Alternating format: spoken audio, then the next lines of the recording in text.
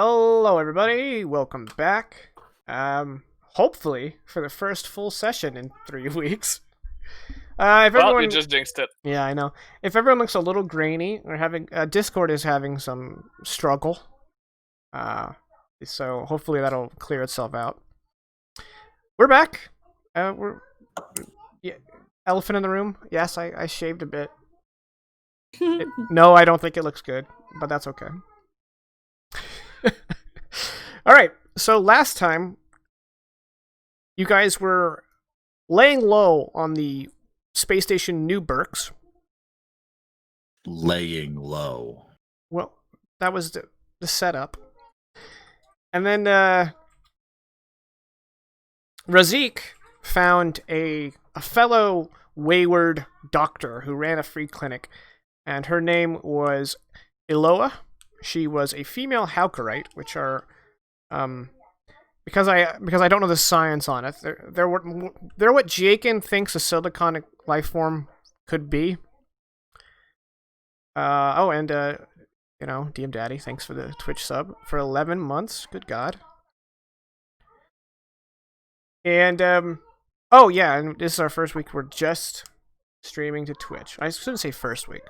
First week in a while that we're just streaming to Twitch because we were doing Mixer all of last campaign. So,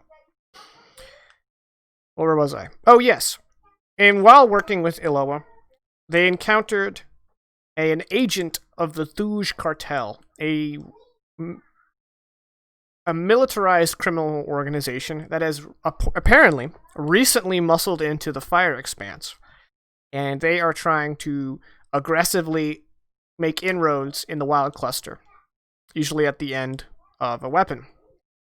And they basically demanded that Iloa heal their guys and treat their wounded and be their clinic. They offered her all kinds of perks, but of course, it was an offer she couldn't refuse, which she promptly refused. Even though she was willing to face the consequences, Razik decided, hey, I know a couple of A-class killers. No. Do-gooders that don't hurt people. My bad. Sorry, do-gooders. Yeah, and we displaced them. We just don't know where they go. We have established, we talked about this way at the beginning of the campaign, that life is cheap in this universe, and we're not gonna mince moral quandaries over killing if they're armed and dangerous. So he assembled the crew. The Thuj cartel arrived. Aloha said they might arrive with battle bots, but instead they just arrived with some low-level thugs, some gangsters, and Hypoist did what he does best and focused target. Razik took a captive, and then Alicia and Irene killed everyone. Interestingly enough, I knocked people. Yeah, I was about to say. I made a DM call that because you kept hitting these minions for only 1 damage, that you were knocking them unconscious, and I remembered that I have my own rules for psionics because of the universe. And if she had killed someone with missile, she would have to make a check. But I just watched it back. She almost killed someone, but then did not, I think. And if she did kill someone and I missed it, that's on me. But I just watched it, although I was only half paying attention because reasons, Arma. So that's something to keep in mind. That at least if you kill someone with missile, that counts as killing someone with a sonic power. And yeah. Oh, and I think we just left off there because we had to end it short, and now we're back. You guys want to skip to leaving New Berks, or do you want to do some more stuff here at this crazy space station of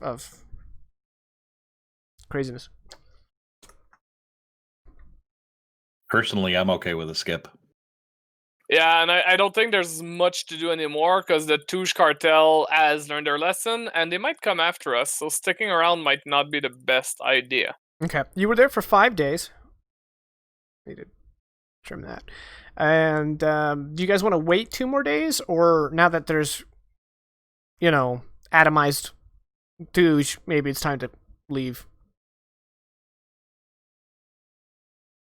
Translocated bulldog boys is the technical term for that.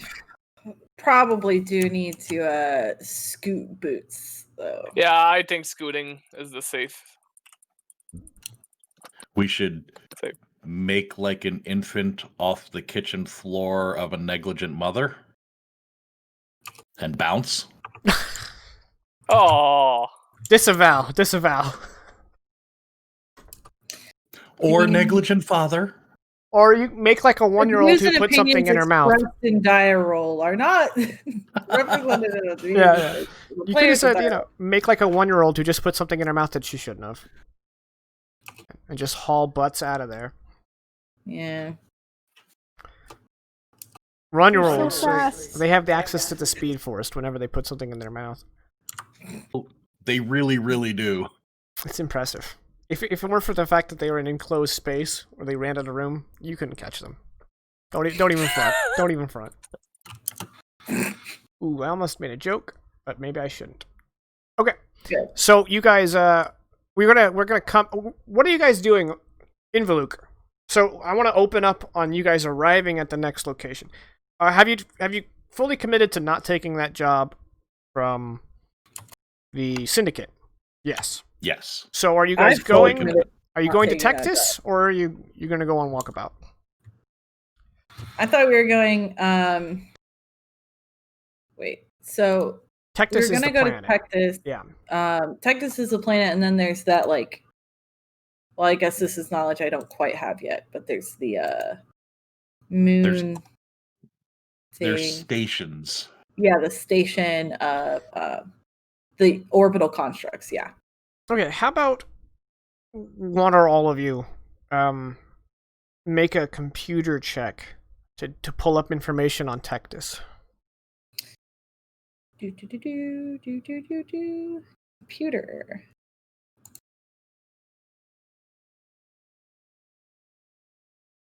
I clicked that. Oh, I do Will it have roll? computer. Did it roll? Didn't. There we go. Never mind. I don't know what's happening. Holy crap, I actually got a Whoa! success. I was Oh. busy flying.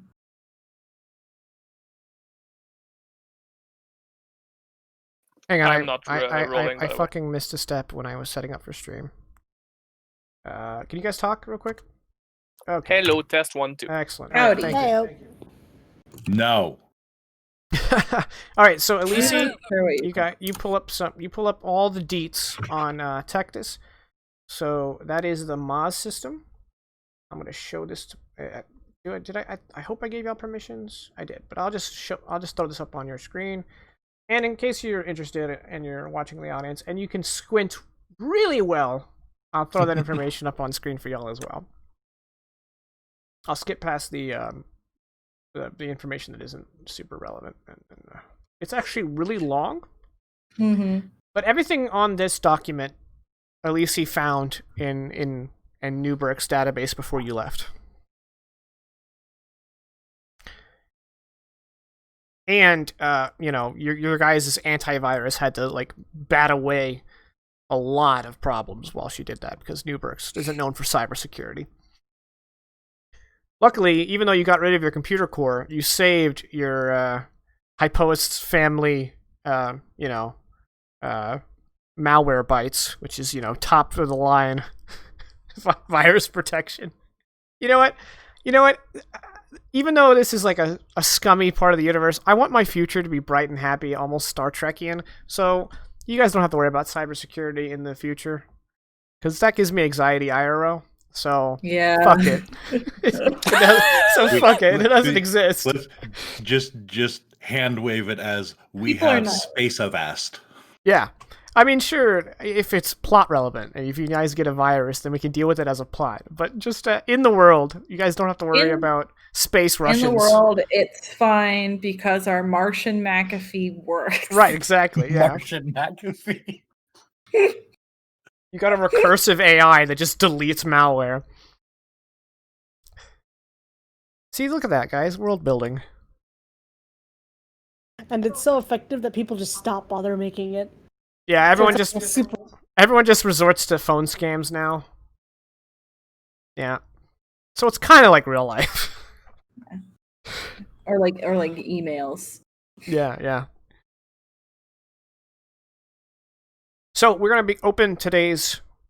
We fade in after the you're watching Lost Horizon, and then it fades out, and then it fades in the actual show. And you guys basically just boom come out of hyperspace, and you're maybe in 1 AU away from Tectus. Gives you enough time to make your approach and all that. Make sure you're not being followed. So does anyone want to go over the information that I threw up? Any questions? Mainly, I was thinking that if we head towards Tectus, and this is like the first information we get, that we might, instead of going directly to Tectus to deal with the You guys can with go to Never hell, go to Space Texas. and I shall go to Texas. corporations, instead of dealing with like the kind of corporate powers there, and working with the like free peoples, because it says in the document that their life is not as that it is believed by the working people of Tectus that they the free people had given up quality of life for, you know, this concept of liberty, this like highfalutin concept of liberty. Yeah, this idealistic vision of freedom that the people of Tectus believe is farcical, and that is because the people of the moon Deicus, they cannot produce enough food to feed their people, and since the planet Tectus is 100% agricultural, where the actual urban sprawls are actually in space stations, 9 separate space stations in geosynchronous orbit across the planet. Since the entire planet, this was a holdover from terraforming days of the Empyrean Age before the regression, and since the entire planet is basically farmland or grazing land, it alternates. They're able to provide food pretty much not only to their own people and the moon Deicus, but they also export food across the wild cluster, and probably beyond. I mean, it's an entire planet of farms. They have food. So because of this, and since food is, you know, a necessity, the corporations of Tectus have asserted a lot of policy making on Deicus, which has made the freedom that Deicus promised to people fleeing the megacorporations more of a pipe dream, because they have to rely on this incoming food, and they're scared that if they don't do what the corporations say, the food will stop and they will starve. So you guys want to set a course for Deicus? Yes. Okay. Super briefly, would Irene have any knowledge of any of these corporations being friendly or at least not hostile towards The blah Exolvi? blah? Say again? The Exolvi? Yeah, the Exolvi and oh god, the region of space that the Exolvi are The from. Sphere Mandate. The Sphere Sphere Mandate. Mandate. Wow, I brain farted there hard. That's okay. Yeah. High Post would probably know, and this probably be, I mean, pretty much anyone outside the border of the Sphere Mandate is, at the very least, cautious and wary of the Sphere Mandate, because it is well regarded that they are an imperialist state, and no one likes that. But specifically, the mega corporations of Tectus really don't like either superpower, because they are the third source of spaceships. Like, there are other small shipyards across the Fire Expanse, but this is the major hub of shipbuilding for everyone who isn't in the Saldrosi Empire or the Sphere Mandate, which are the 2 superpowers. Got it. Yeah, because you had mentioned that the Involucre comes from one of these shipyards. Yeah, your ship is a product of Xyltech Corporation. Got it. So hiding my features might not be a horrible idea. Yeah. I mean, that's probably a good idea for the entire Fire Expanse, sadly. Wow. Yeah. It's a rough life. Wow. It's because you're Fire too beautiful to behold. Yeah. But wild space, it's hit and miss. Wild space Not- depends on who you're dealing with, because it's so fragmented. Some people may not even know what an Exalvi actually looks like. Okay. But here Good, they good, would. good. Yeah. So, hood. That'll be a thing. As you guys are approaching orbit of the moon, you are within range of the communication and sensor network of the home planet Tectus. And some of your consoles kind of flicker and flash. And who's on the bridge other than Hypoist? Irene? Does Irene man a post?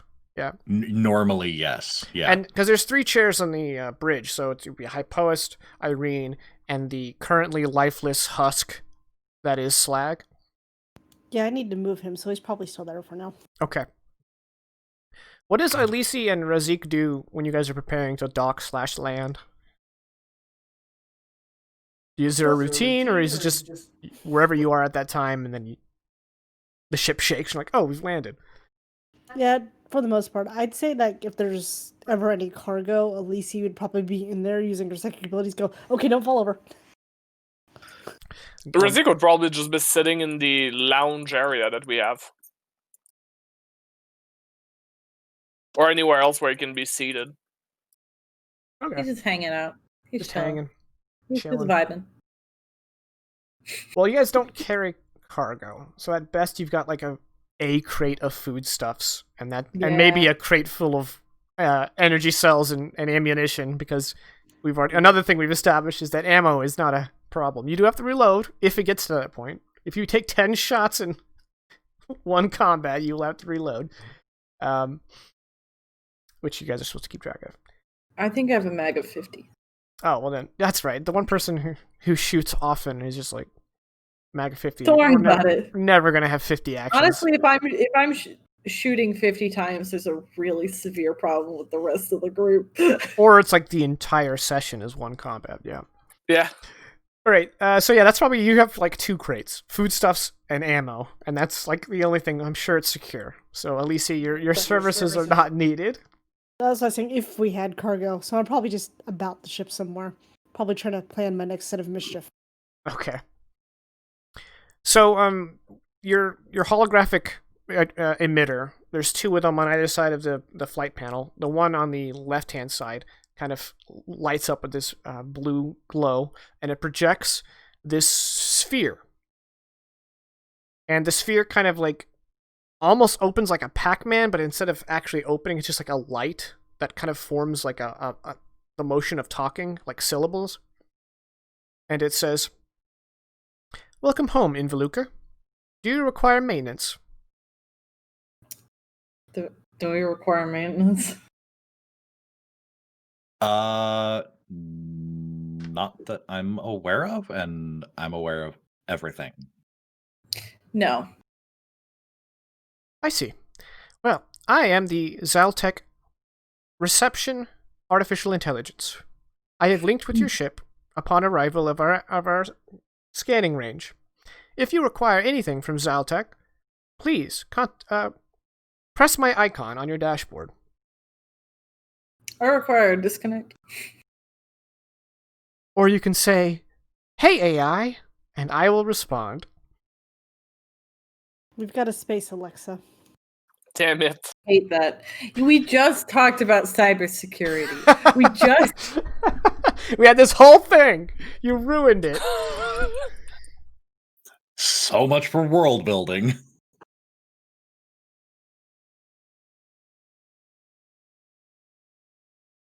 What's the name of the robot?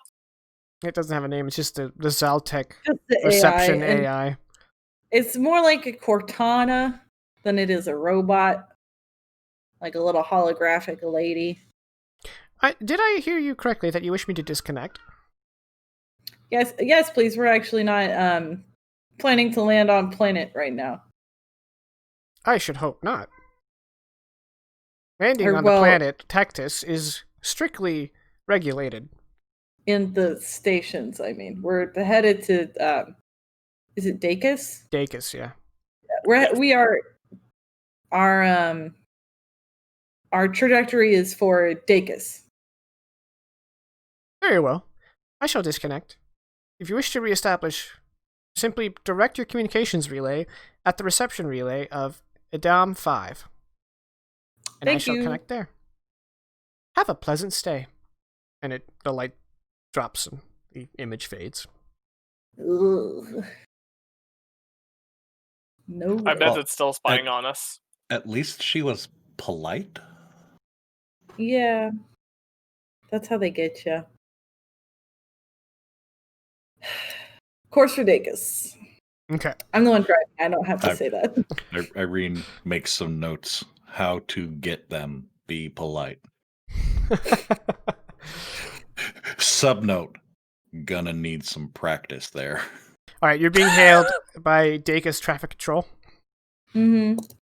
Identifier, the end of Luker. What's your business on Deicus?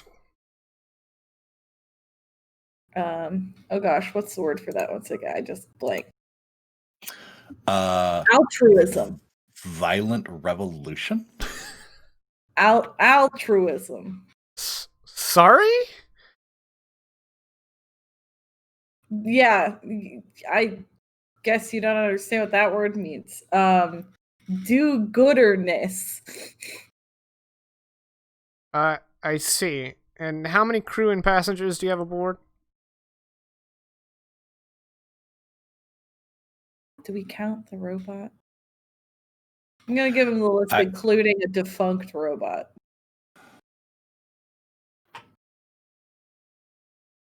Okay. And that's the passenger. Very well. And do you have any cargo you wish to declare? None. Other than the defunct robot. Very well. Welcome. We have a landing bay at Deicus Prime. Thank There you. you'll have to pay docking fees, and there will be an inspection team waiting for you.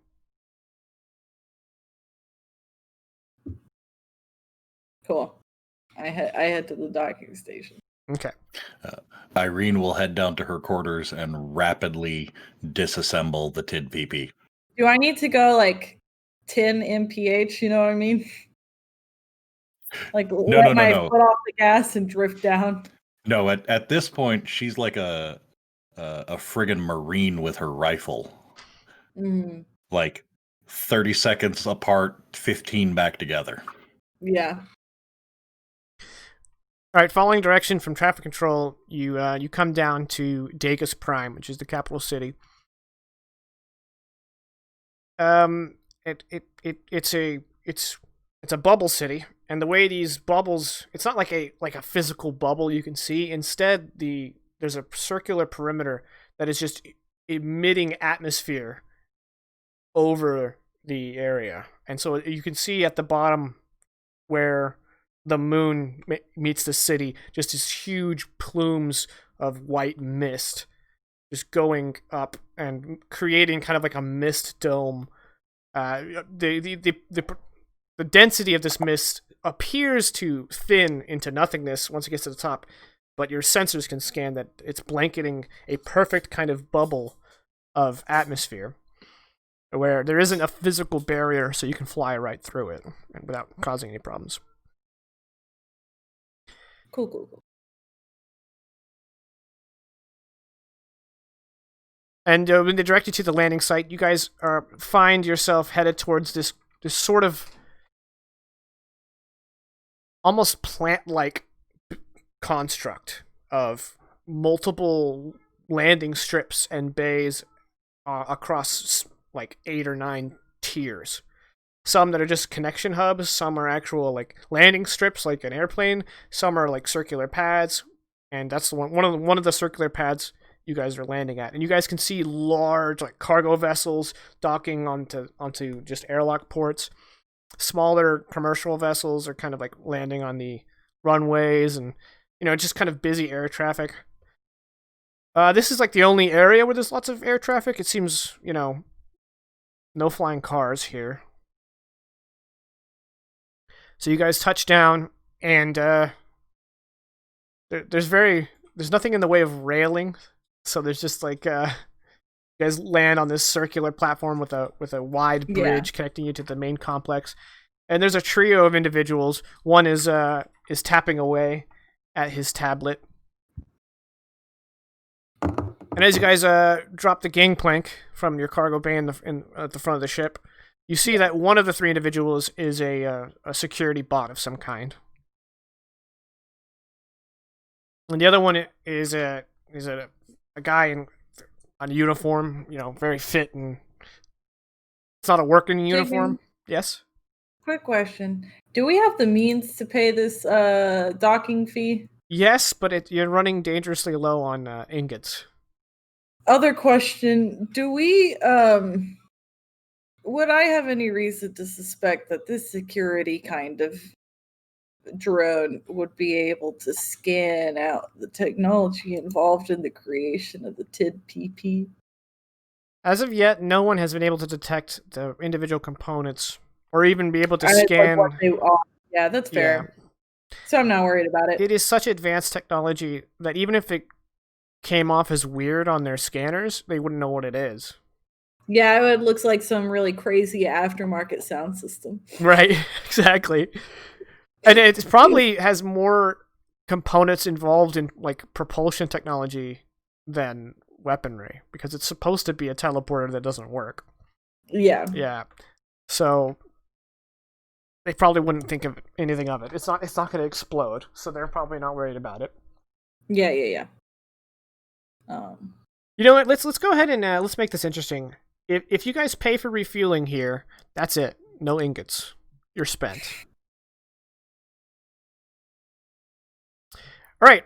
So the bot stands next to you guys, and the one guy in the uniform enters the ship with a hand scanner, and he's going to do an inspection. And the other person is a person in a coverall kind of work guy, and he's just like taking notes, and he's like, names. I am Hypoest Smith. So, okay. The rest of you? Elise. No surname? I mean, do you have to have it? No. Elise Dorak, female. And you two? We're just gonna identify ourselves right away. I'm Razik. No surname? Does it really matter? Zeke, Azretian male. Okay, and you, ma'am, in the hood. Tanya Delacroix. How do you spell that? Exactly how you pronounce it? Ugh. Hypoest is standing there like so proud, like, aha, she caught on. It's TANYIHA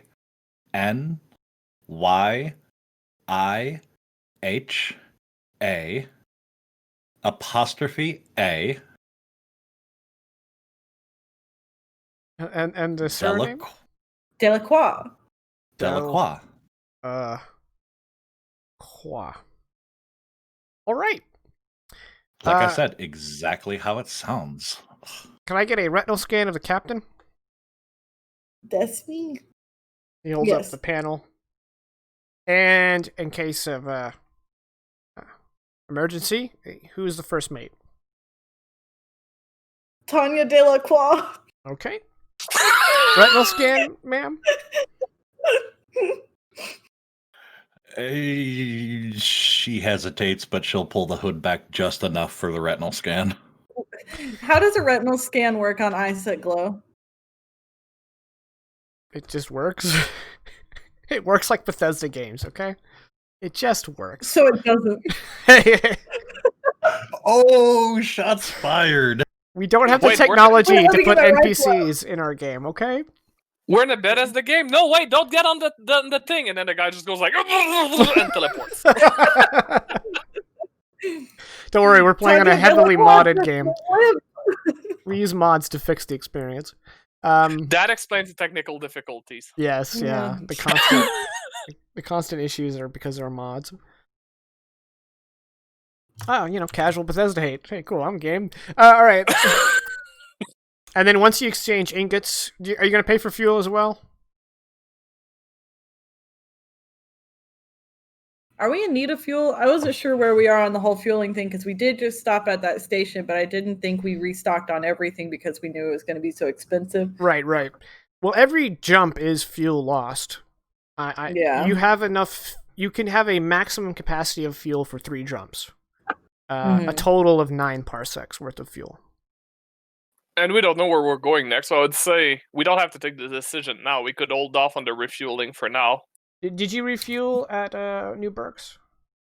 I didn't think we refueled. I thought we had gotten other supplies, but we knew fuel was going to be too expensive. Yeah, we went grocery shopping, but not to the gas station. Okay, then you guys have 6 parsecs worth of fuel left.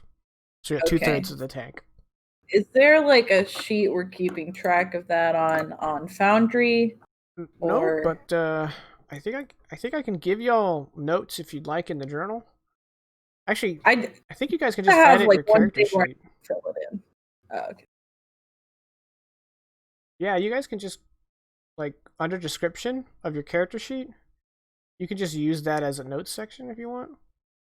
Yeah. 'Cause you already I'll have just access to include that? it. I'll just include it on my character sheet, yeah. Cool.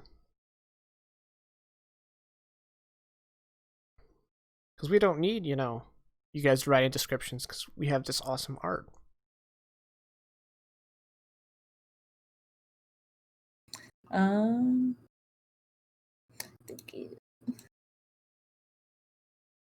So you said we have 6 parsecs. 6 Left parsecs of- of fuel. And we have a max capacity Of of 9.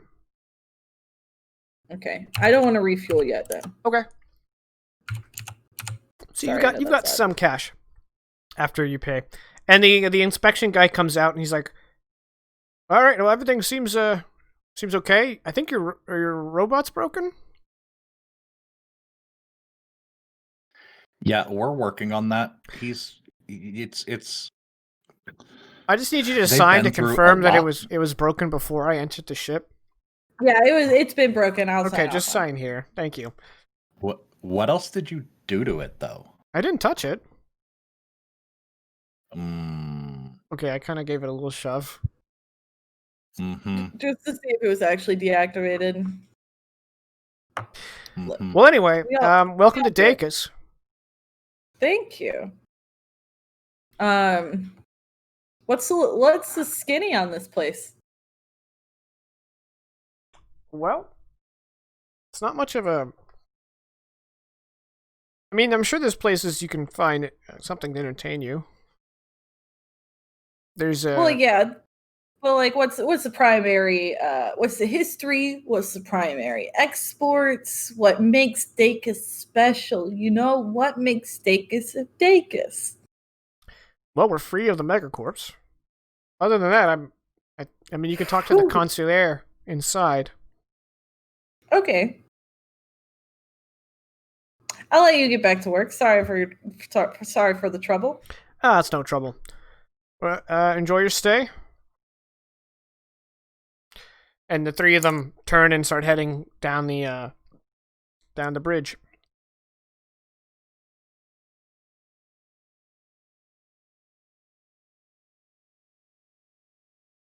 Let's go up. You said there's a consular.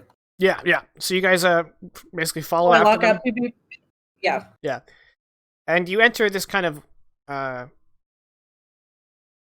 off-white sort of chamber, almost triangular. There's 2 doors on either side, and then behind the 2 doors, well, past the 2 doors are 2 elevators, and the 3 guys that saw you are headed to the right door, and then right in front of you is a pair of people behind the desk, one man and one woman, and the man perks up over his monitor, and he says, "Welcome to Deicus."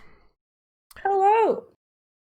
Well met. I hope you're having a lovely day here. I was asking one of the officers looking over a ship at boarding what made Deicus Deicus, if there were any notable sites, any renowned exports we should be trying in our stay here, cuisine. Well, this is your first time to Deicus, and then I think you'll find it a very very great little moon.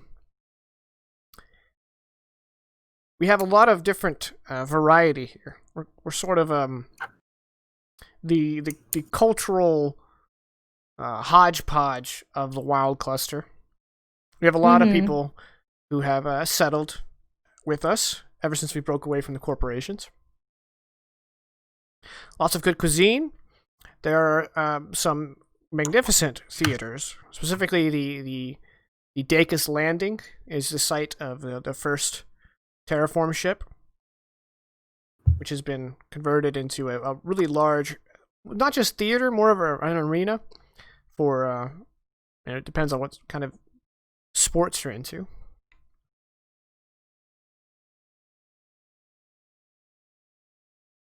As for exports, well, I'm not too sure on the economic nature of that. I have some digital brochures I could send to your device.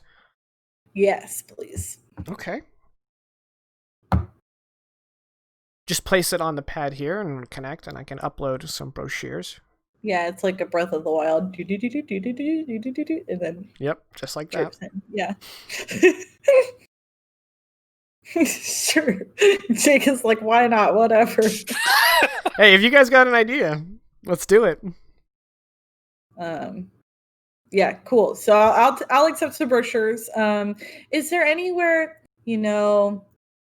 obviously we're new here. Are there places we should avoid that might be dangerous, or just a seedy underlife that we might not want to do? I know a lot of people don't want to quickly go to these are the bad things about where we live.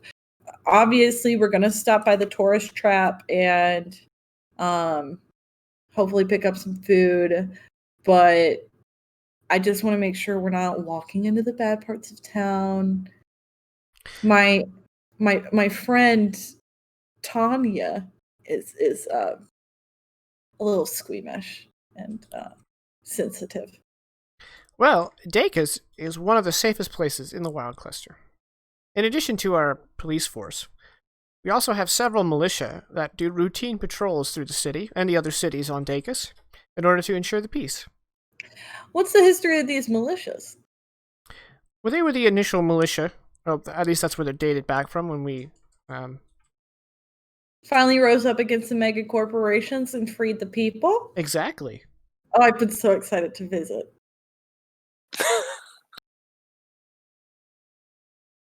So that's where the militia... Is there a particular militia that claims this, or has it kind of all melded together into the militias were generally involved in the freedom? Each community is encouraged to run their own militia. There is a militia registry in the brochure with their headquarters and the leader. However, individual members are kept anonymous from tracking.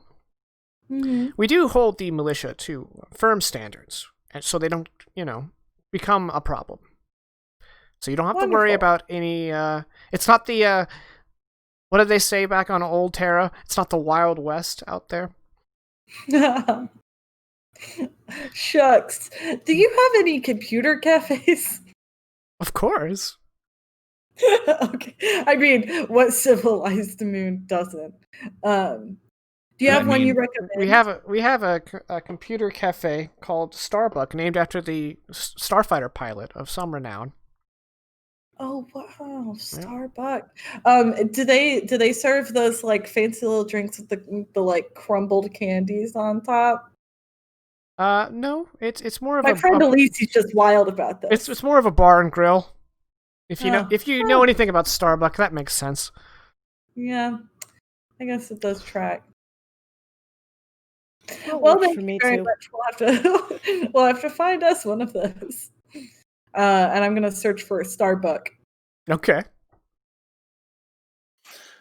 And I mean, community policing is absolutely the way to go. Yes, I want to do Well, some I'm glad research you on agree. some. I want to do some research on these militias to see like the reputation, whichever ones have more, I guess, infamous reputations. Who's like, what community militias are still involved in like trying to make Deicus more independent from Tectus, and just general recon at a just computer place. Okay. While we get maybe a little snack. As We you can guys head for split the one elevator. appetizer platter at Applebee's, okay? Just one. As you guys are heading for the elevator, the concierge says, if you see the large square button that transitions the exterior wall from opaque to translucent, if you wish to see the city on your way down, some people have trepidations about that, so it defaults to opaque. Okay. Boop. Yeah, so you guys are like, a couple 100 feet up. Yeah. Hypo West is like at the edge with his face pressed up. This is Irene awesome. slash Tanya Tanya. is at the back, like hugging the wall. Razik is trying to look stoic, even though he does appreciate the view. But for some reason, his arms kind of open, like to spread his contagium. Like he's kind of almost looking to glide, but he's like, nope. He's fighting the It's instincts. like a habit, yeah. Oh, also, Deicus being a strong malicious state, you guys can carry any kind of weaponry. However, certain establishments, probably the Starbuck bar and grill you're going to, may not allow long arms. I'm only carrying my pistol and it's in that hidden holster, so Okay. it's non-visible. I assume Razik- the TID It's PP concealed is still disassembled Still disassembled back on the ship. Irene's just got her stunner. in different lockboxes stashed throughout the ship. Yep. Yeah. The actual power supply is in one of Slag's legs. Nice. That's what I was hoping. Oh so- my god, Slag has a hollow leg. I love it. Just so I can't go back on my word, Razik does not expect a fight, so he's like unarmed aside from his talons, which he can't remove. I always have my side blades. And if Slag didn't have a hollow leg, they do now. Amazing. All right, so you guys quickly find your way to Starbuck Bar and Grill. It's kind of partitioned. There's the bar, and there's like a dozen circular tables on the left when you enter, and on the right is kind of like another bar, but it doesn't have a bartender. It's just kind of like a bar for patrons. And then aligning the walls are several computer stations with like private partition walls, privacy partition walls, and all that. So it's kind of like a cyber cafe meets, Longhorn Steakhouse. Oh, have you looked? Interesting. Peanut shells on the floor? Yeah, yes. Yes! Because as we all know, Starbuck loved peanuts. I haven't seen this fashion in quite a while. Is that what you call hipsters? No. This would be like neon bikers. Fair enough. So almost like Heaven. almost like Tron. When they're doing the light bike. Super heaven. Okay, got it. And they all have personalities similar to Starbuck, so they're all loud and attention seeking. Razik I looks hear at them going the wrong way. Yes. Razik looks at his kind of drab and just blend clothing, and he looks at the rest of the people in the store. He's like, I'm not sure if I'm under or overdressed. Alenia, I see you. I got that reference. I was getting your reference too.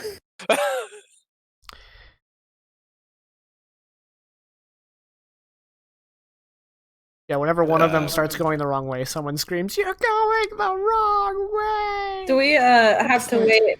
Do we have to wait for a hostess of Daisy Dukes to offer us a seat, or do we just kind of find it ourselves? I want steak now. Yeah, it's As soon as a I look hostess at in Tron light bike Daisy Dukes. Yeah. Okay, but I do need to Google light bike Daisy Dukes. Okay, Just yoga shorts those don't light up. with neon lights. Yeah, actually, though, this probably isn't like a hostess type thing. So it's more like you go up and order type of deal. Yeah. All right, I want to find a place to sit, and I want to try to do some digital research. Okay. Give me a computer check with a +1 step. Cool. Because Alicia knows we're short on cash, she's looking for the most affordable steak. Oh, you're in trouble. Ouch. Anyway, that's a excellent. Okay. What were you looking for exactly, so I can tell you how great you did? Yeah, so I really want to find out. I'm going to be really transparent with you, the DM, on my intentions. Like Vegas's chess. Yeah. So I'm looking into the militias to find out which ones are still like fighting the good fight, as it were, like that aren't just like self-policing communities, but are still interested in the role the original militias played that they are like based on. Which ones are like still actively a part of the political community trying to make Deicus independent from Tectus. Okay. You find yourself going down a rabbit hole of Deicus politics because a lot of the militias that are hardline about liberation from Tectus and you know, going your own way and separating away from that, they are being painted as largely radical, and in some of their literature you find you would probably describe them as radical, but then again you're Hypois, so that might be your jam. There seems to be a trio called the Three Pillars. That's their kind of their coalition. And you also find out that every member of a militia has a representative in the government. The militia is almost like its own legislative branch, but because there's no strict rules on how much militia there are, they don't have a whole lot of legislative power, but they do have a voice in that body. Mm-hmm. And this, the Three Pillars seem to be a very hard line in one particular arena of politics. They are far whatever they would be, or at least they're painted that way, and probably are from their rhetoric. And then the other ones are a little more reserved and trying not to make waves, and are just going along with the general. Yeah. Yeah. I'm on the spot making up politics, so, you know.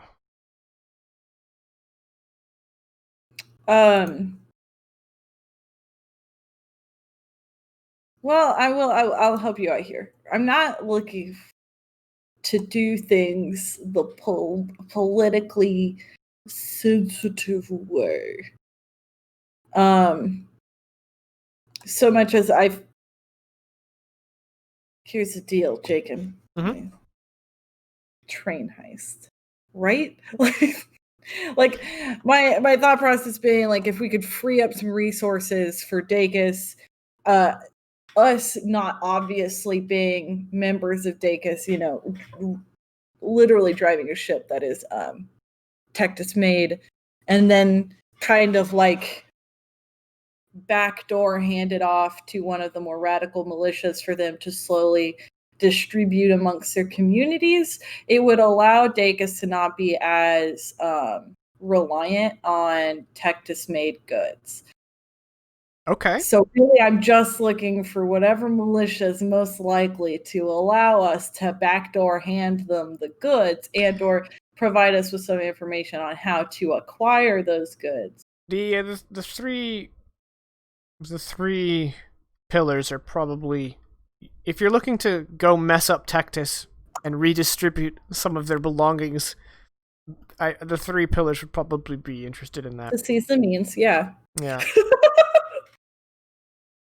The three pillars, I'm writing that down. Actually, I write everything down, and it's gotten to the point where I can't find information because I wrote too much.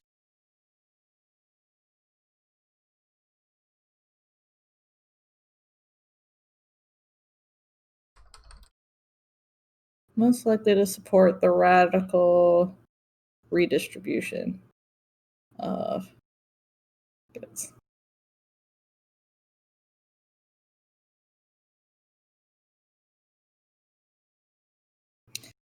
I order a water.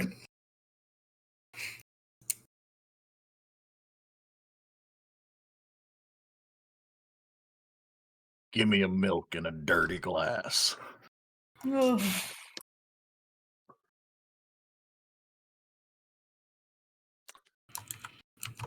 No. Not really. No.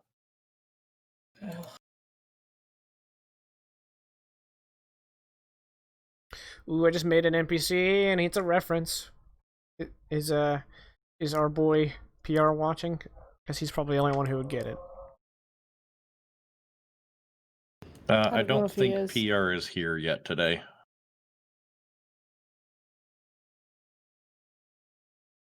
I don't know how. I don't want to blow the. I don't want to make it too obvious, but I don't know how. I know that everyone in here probably has watched this show, so maybe just keep an eye out for the reference. Lisi is probably now looking for an affordable and tasty meat. Not necessarily cheapest, just affordable and tasty. Okay. Because cheapest, I'm probably gonna end up being a rat. I don't want to eat a rat. No. The cheapest is expensive. You're remember I said Longhorn Steakhouse, so yeah. Well, speaking of money, I know that our crew is not too keen on encouraging well, I'll put it bluntly, the capitalist ways. However, we still need to coast on those ways just to be able to stay and rest somewhere or order food. Yeah, but if we do that, people are going to be like, you can't be against capitalism. You bought a cool sweatshirt.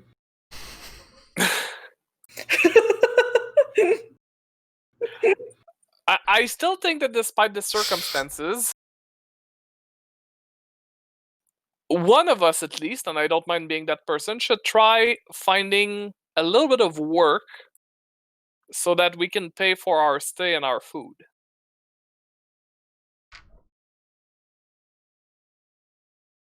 And of course, I would probably look for people's work more than corporate work and whatnot, like just working with the people for the people. Yeah, offer checkups,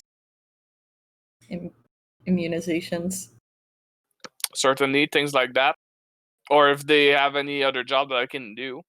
I don't have any that comes to mind, but maybe some will do. So, I mean, I'm 100% down for that too. I felt really non-contributing back at New Berks, so my apologies for that, and I feel like I should step it up and help out a little more while we're here. Well, you've done quite I a want bit to help so out as well. far. Sorry, Alicia? I said I'd like to help out if possible as well, although my skills are a little limited unless you want me to slice something open. Well, you see, I think that having both of you guys help would be very, helpful. Sorry, it's a kind of repeated word, but because I could do like medical work and more academic work.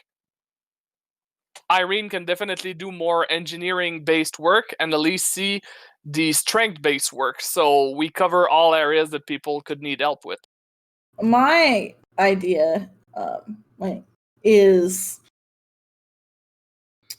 I'm gonna Hypoist picks apart the breading on an onion ring and says, I feel like Irene and Razik could pursue some work here on Deicus, and then Alicia and I could go speak with try to find some representatives of the 3 pillars. That sounds reasonable to me. I feel like if we need to prove our gumption, Elise is a good person to have along for that. Sounds like a good plan to me. And just in case they're less than welcoming to outside offers of assistance and decide to get uppity, Alicia can put them in their place.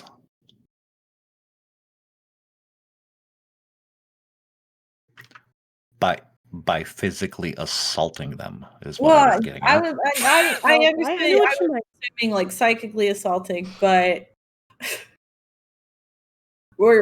I have a feeling they're gonna.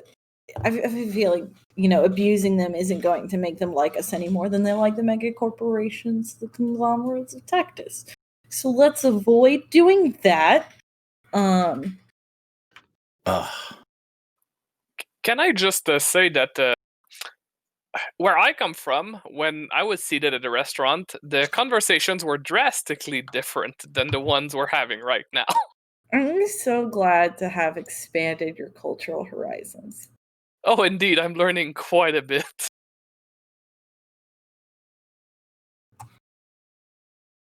Okay. Yeah, mine growing up were all hostile takeovers and stock exchange discussion, and it was all really boring. So I'm very happy that we can have these kinds of heart-to-hearts. Actually, I agree with you, Irene. I was not much of a person that invested into stock, but my friends were. And it's boring, I agree.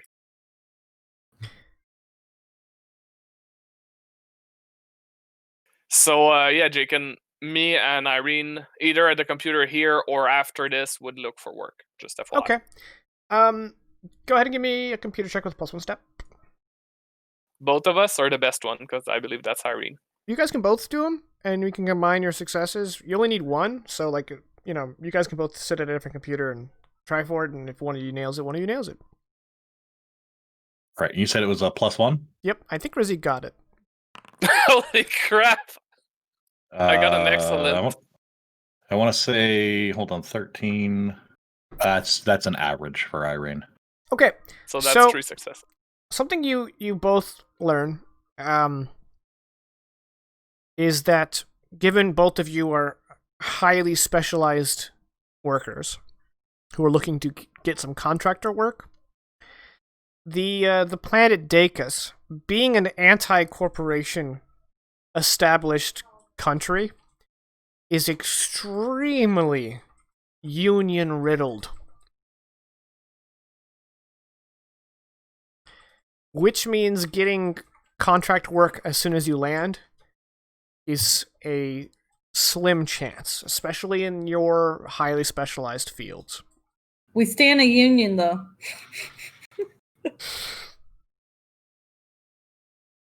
The more we're developing Deicus...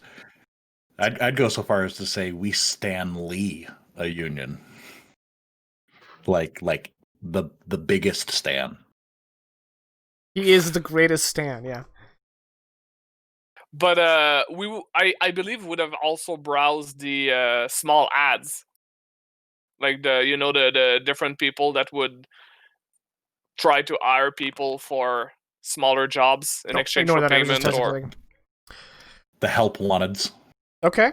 I mean, you're probably not going to get very much money, and you're probably not going to be able to use your highly specialized skills for that. But yeah, there are definitely lots of small part-time jobs you guys can get. I don't know how dedicated you guys want to be to your 9 to 5. But yeah, you guys can find work just to get some income. yes. Exactly the goal right now. And then and basically just use that as a let's do this until we have further information from Hypoest and Elise, and or until we can get an in on something a little bit more down our alley or up our alley. Why is it never down your alley? It's always up your alley. Idioms, bro. Shower thoughts. Because down your alley sounds like an innuendo. Yeah, it kind of sounds sexual. I'm with Caddy on that. Well, Don't. whatever. Irene's going to be looking for work down her alley. Got it. All right. All right. And you know, this place probably doesn't have income tax. Instead, just relies on the sales tax. So we're really fleshing out Deicus here. Yeah. It's fun. World building. Woo! World building. You guys do have to, register for some kind of temporary work visa type thing. So it's probably not something you guys can just start working today. But Yeah. Another thing about Deicus is they don't like red tape. So a lot of that stuff is expedited. They probably use AIs to sift through Small government. volume. Yeah, well, it's small government of 38 million, but yeah. Which is, a tenth of the size of the country 4 of us live in, so there's that. So I guess it is small to us. Yeah, I didn't really think about it that way, but you're right. The name you showed us is for the contact we'll be seeking. Okay. So is it 3? I'm asking. The name on Foundry. Yeah. Kempak Nor. Mm-hmm. So is it 3 streams and not 3 pillars? Did I put 3 streams? Yeah. That's a bit of a Slip. There's a story why I put 3 streams, and it's not stream, ironically, relevant. It is 3 pillars. Okay, cool.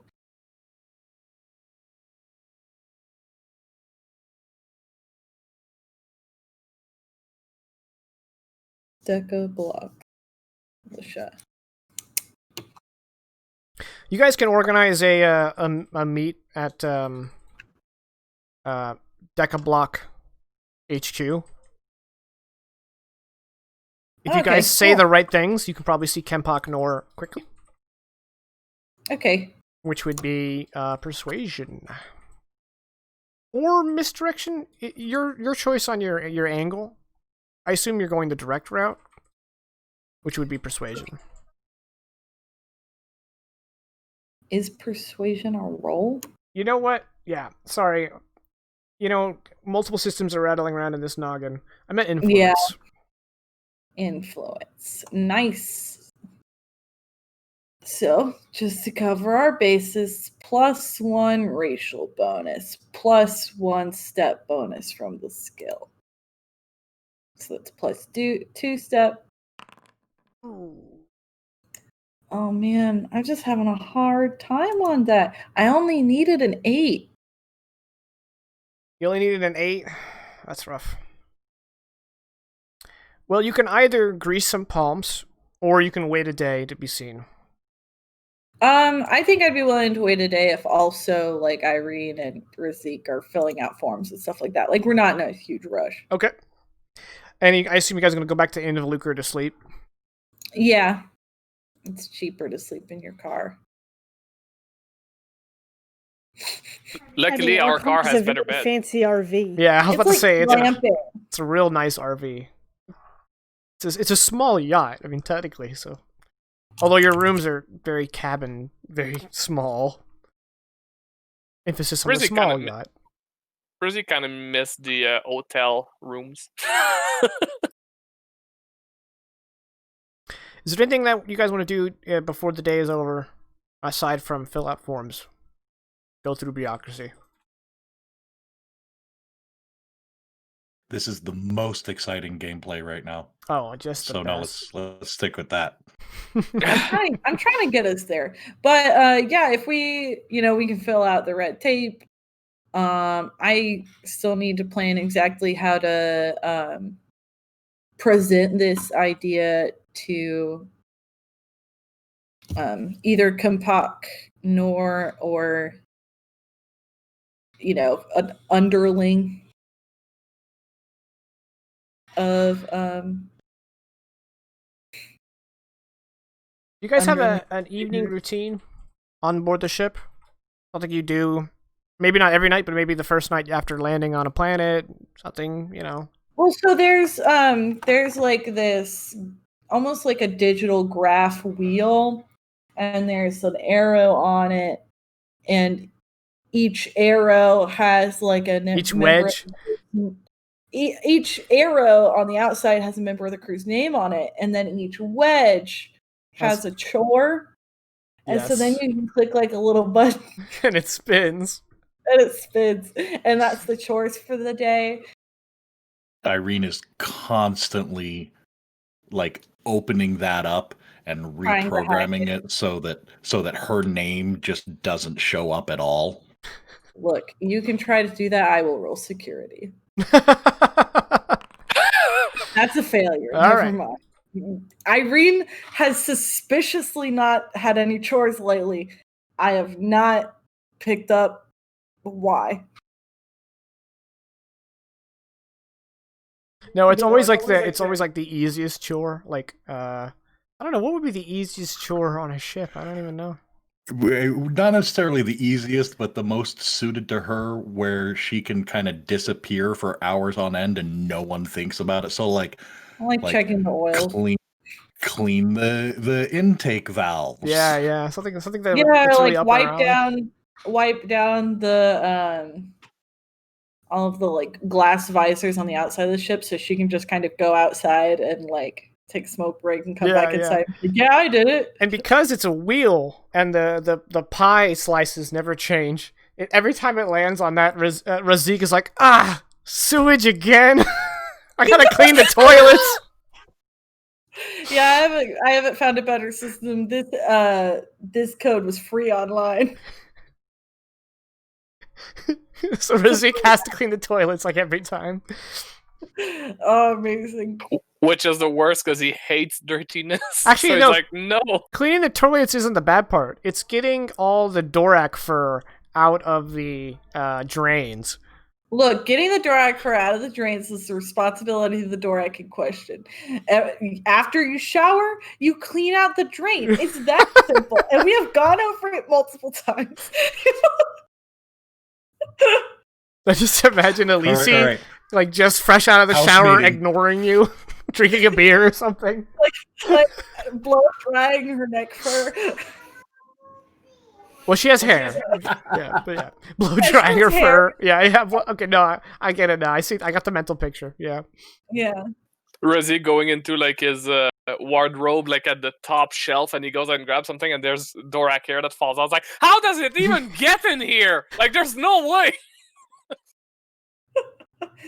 And I'm like a cat fur, where it'll be like months later. It's like, how is it still here? And it sticks together in little groups. Oh, colonies. Anyway, that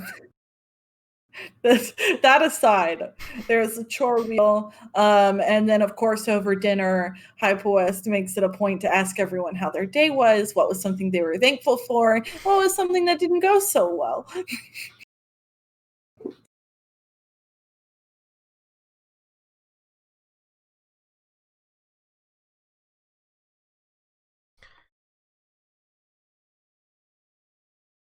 You guys want to roleplay that, or is that just something that happens? To be fair, Elise probably wouldn't say much and just stare.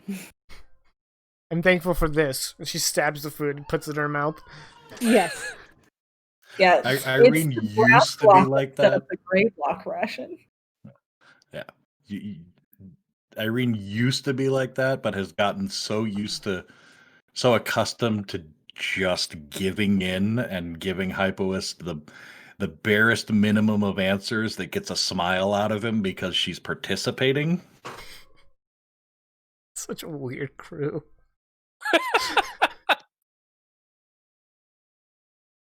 Razik, what are you thankful for today?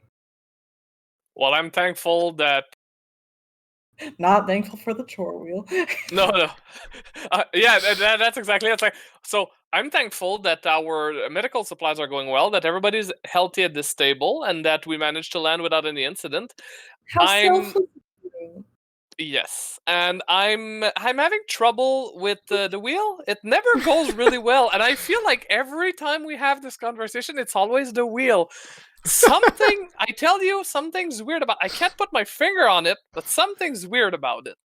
Razik, I will look into some new programs that maybe more evenly distribute the labor. But for now, the wheel is what we have. It's randomized every time. So I don't know necessarily that I believe in luck, but it's something we have to like grin and bear and understand. Maybe this is a learning experience for you. Maybe cleaning out the sewage drain is a meditative experience, an opportunity to clear your mind and really carry yourself above the task. Like I approach dishes. Which I happen to get every week. I understand your point, Apoest, and I'm thankful for you to point it out. However, I would like to say that before I got these chores, I used to not swear, but now these fucking drains. Well, yes, the different physical necessities of the crew have definitely caused a burden in our drainage system. I'm not naming any names. I'm not going to point to anyone here. Elise is ignoring you anyway. We all know that there are greater burdens than others, but if we work together to develop you know what, Razik, how about, I mean, obviously you're going to be busy with this work of yours, but how about instead of coming forward with complaints and struggle and complaints, you use that energy to think of a solution, some concrete way we can fix it. We have a robot. You're really harshing my vibe. We have a robot. We do have a robot that we need to fix. Maybe that's a good avenue to start thinking of solutions. I'm here to hear you out and help you enact those solutions, but I believe in the creativity of the crew and the capability of each of the members to create an impactful way to solve the problems you face. And I'll support you in that. Hey, well, look, another thing I'm thankful for. I'm thankful for the green rations. I'm so excited they came up on the schedule today. The brown block is not my favorite, but I learned humility through eating the brown block. But the green block just makes me happy. It's got that like a little bit of spice. I'm gonna eat Mine's crunchy, and I'm not sure it's supposed to be. Did you put a little glass of water in the reheat device? I keep forgetting. Is that why it's been so dry? What? In the reheat reconstitution device, whenever you insert a ration block, you have to refill the H2O chamber. It is what is going to allow the reconstitution to occur.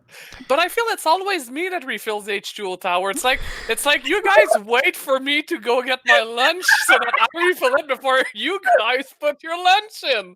I feel it's not fair. How about Shipwide policy. We can vote on this. Shipwide policy. Anyone who reconstitutes a ration bar has to immediately refill the water that was displaced. All in favor, say aye. Aye. I. I almost reflexively said aye. Oh, you see, I mean, all right. a fair policy.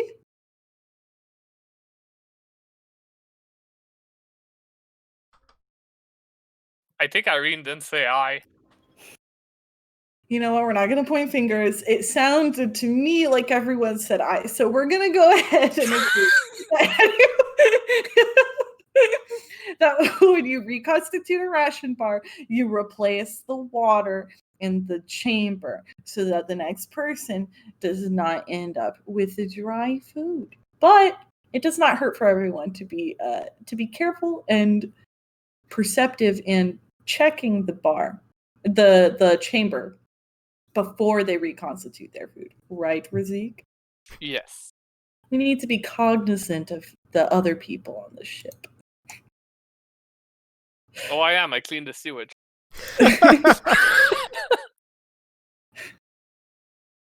Okay, good. That's our evening. We do this every night, I feel like. Yes. Oh my god, living on that ship must be exhausting.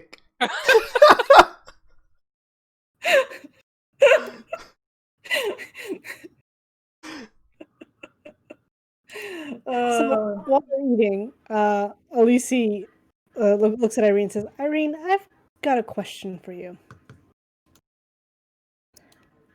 Are you able to build melee weapons, perchance? So, Exalvi eyes glow, right?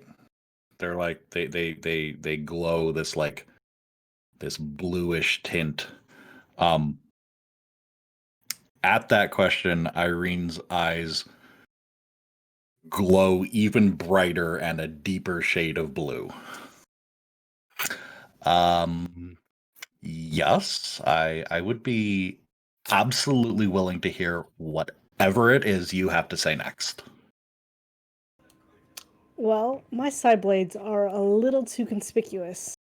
I was wondering if we could make a vibroblade more unique.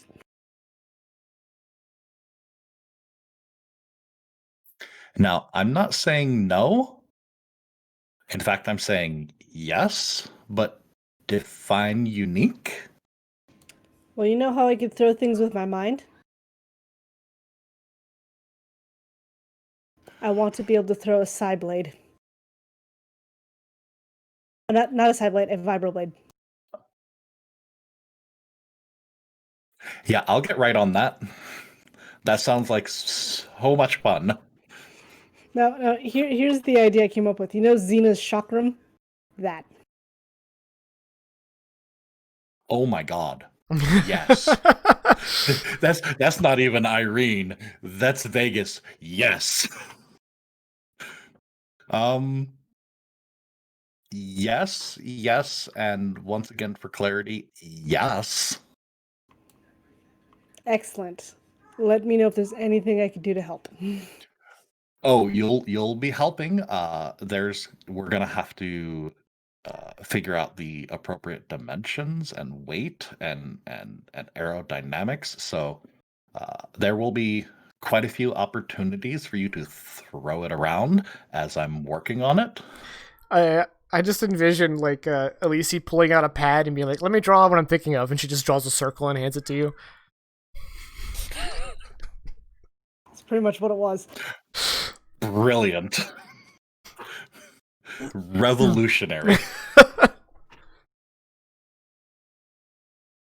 Yeah, so that's something that Irene will be working on in the evenings. Okay, I know that Elise being a psychic, this is less a necessity, but there is a customization for throwing weapons called returnable, where it just it comes back to you. So you could just build that in. We'll have to workshop it mechanically. But let's get super excited to work on that. let's get to some plot stuff before the break. Hey, how about that? Which means that we're gonna focus a little bit on Alicia and Hypois because Razik and Irene, unfortunately, as it stands right now, Jake and Brain doesn't have anything super exciting for y'all other than you get jobs. So let me know if you guys want to spin on that. You know, this is a collaborative experience. But otherwise, Alicia and Hypois, we're gonna cut to midday the next day, and you guys are meeting with Kempak Nor. And plus 50 DKP if anyone gets the Kempak reference. I recognize it, but I can't place my finger. I had to spell it differently because Thuj have the double vowel, but yeah. All right, so you guys come into the militia office building, which is rather stark and Spartan.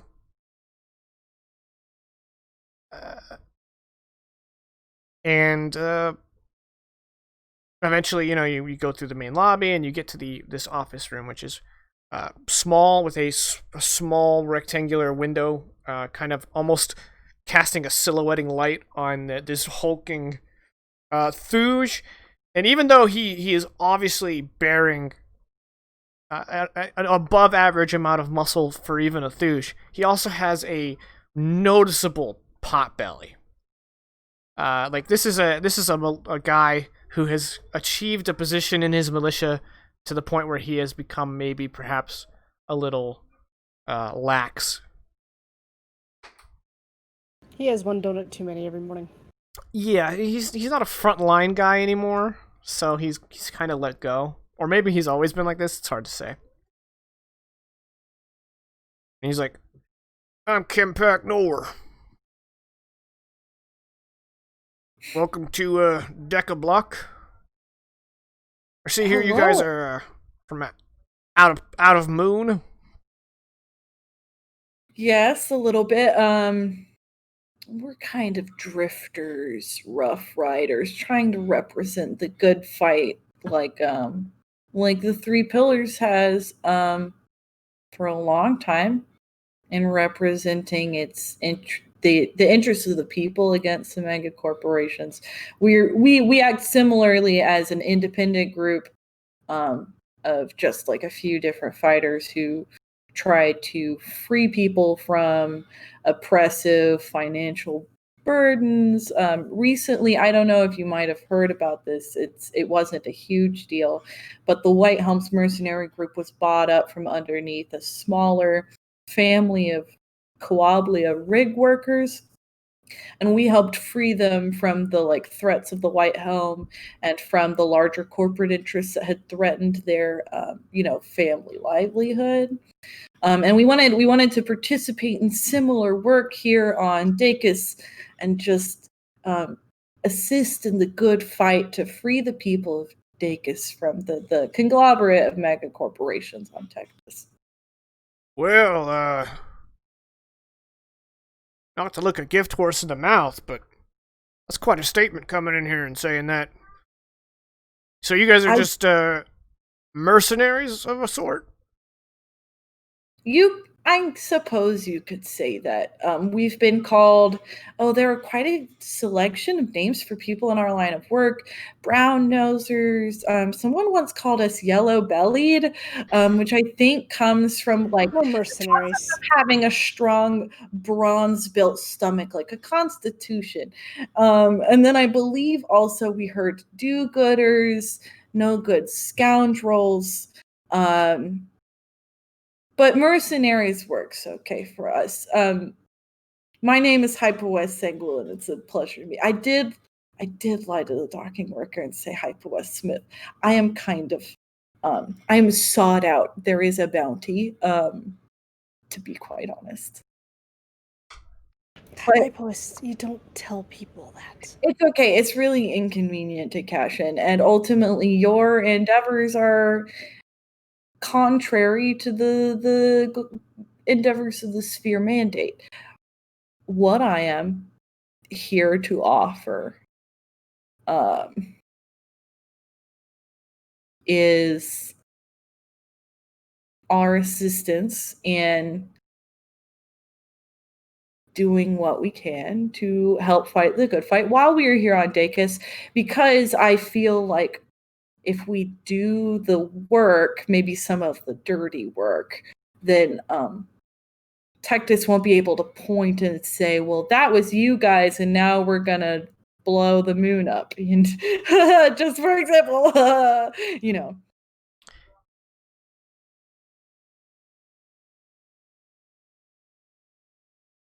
This Dorak I am with is also incredibly capable and powerful. All we really need from you is an understanding of what exactly you need and how we can get there. It is extremely unusual for you to come in uninvited with this proposition, and I don't know if I should take it at face value, but I am, to say the least, interested. It's okay. If I was a Tectus cop, I would have to tell you. Otherwise, it's entrapment.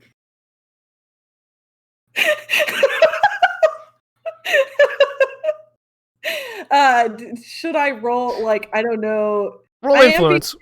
So it's not... Roll influence. Influence makes sense. Guys, I have not rolled well all night, but let's do +2 step. Heck yes, that's excellent. Okay. So actually, let me look up the rulebook here. There are Alternity has like rules for interacting with NPCs that you know, I can fall back on as a mechanical kind of. All right, so I would say his initial attitude towards you guys would be suspicious, and you that's fair. And you achieved excellent. Mm-hmm. So you have escalated his attitude to helpful, which we can translate to be receptive. Yeah. I mean, I'm hoping my goal here is really to just like be so obviously genuine and so obviously sincere, like to be emphatic about my sincerity in a way where he's like, well, they can't possibly be lying. This kid's too dumb to be lying to be a cop. Well, if we are to go into business together, we're going to need to vet you. Yes. You said you had a bounty out on you? That's a good place to start. Yeah, that's a good place to start. Finding out anything that happened to the White Helms. They'll probably have some unsavory words to say about us, which reflects well. He hits a hidden button on his desk, and a monitor slides out. Like those kitchens with the KitchenAids. Yeah. Nice. I don't believe in modern Hollywood with their transparent holograms. That would be so hard to focus on. Oh, Could you imagine that? No, thank you. That'd be so stupid. I don't have enough time focusing on a regular monitor, let alone when I can see through. Maybe if it was a projected with an opaque background, I could buy that. But anyway, he's got a computer, and he starts taking notes. He's like, okay. You guys say you fought White Helms. You have a bounty of some variety. And, you might look up female Dorak on the bounty list as well. Okay. Sorry, Lacey. At least he's like, look, I need to represent. I'll tell you what. Why not the two of you wait in the lobby? I'll have my people dig into this. And if you guys come back as viable assets, I'll invite you back in and we can discuss business. Thank you. It was nice to meet you. And assuming everything checks out, let me just say up front, I appreciate you choosing Decablock. Cool. Do they have any reading material in the lobby area? Yeah. It's like really old copies of Time or National Geographic. I was imagining it was like propaganda. No, it's there's probably like some like real fringe kind of like websites that just make shit up kind of thing. But then there's also like wild cluster hunting. The Decablock, yeah. Yeah. And you actually you're sifting through their catalog, right? You kind of just like pick up their like small pad, and it's like a choose your own magazine. You also somehow buried in there, even though the leader of this organization is Stooge, you find some literature made by an organization that you guys have heard of before called Birthright. Which, if you guys recall, you heard a little speech at New Berks. They are a pro. Well, they're basically human supremacists. Yeah, Yeah. I remember. Is there are there people like members of the militia or like a receptionist type person in the lobby area? Yeah, and interestingly enough, all the white collar work appears to be the youngest members, including some like not of age adolescent teenagers. Juveniles. Yeah. Not like kids, but like 12, which is still pretty fucking young. Yeah. And it seems like everyone who is like an adult is too busy in the range or doing something of that nature to do the busy work. What's the diversity of the participants in this militia? It's a good question. There's pretty much a wide swath of wild cluster species present here. They don't seem to have a species bent to their attitude. They're more, they're more into nationalism than speciesism. Yeah, cool. Just gonna uninstall the Birthright document. Is Airhead still around? Just going to Yes. what we've been talking about in chat. 100%, yes. Definitely. I don't need candy. kids- So. My kids love them, so I get them regularly and then eat most of them. Got it. I forget about them until my TV player brings them by. Nice. Do they still have the mystery flavor? Yes, they do. Somehow my wife was unmuted, but when she spoke, I didn't hear it. But I could hear myself through her. That's okay. I think I hit it too quickly. Oh. Okay. So Alicia and I are waiting in the lobby area. I do apologize for kind of throwing your name out there like that. Your position here in speaking with the three pillars was also partially owing to your reputation as someone who could use their powers for good.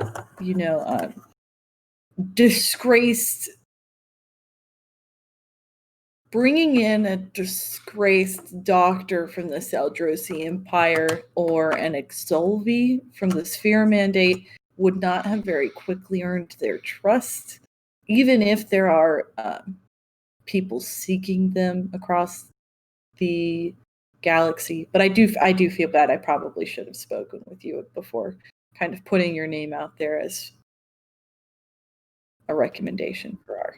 Yeah, I would have appreciated it if you had mentioned it beforehand. Also, if he does attempt to betray me, I'm putting a side blade through his gut.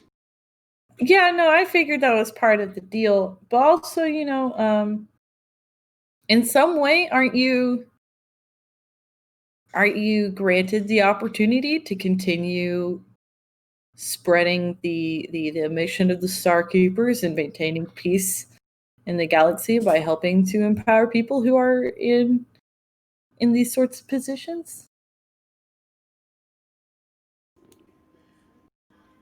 Okay. Again, just mention to me first next time. Okay. Good job, boys. This is some weird reading, huh? All right, a few hours pass. As he says that, I'm looking at one of those tabloids. It's like, so-and-so is cheated on so-and-so. I'm like... It's not a free society without tabloids. A hallmark of freedom. Unfortunately. After a few hours, a Zodkor with a rifle on a strap to his back comes over to you guys and he says, Nora's ready to speak, yo.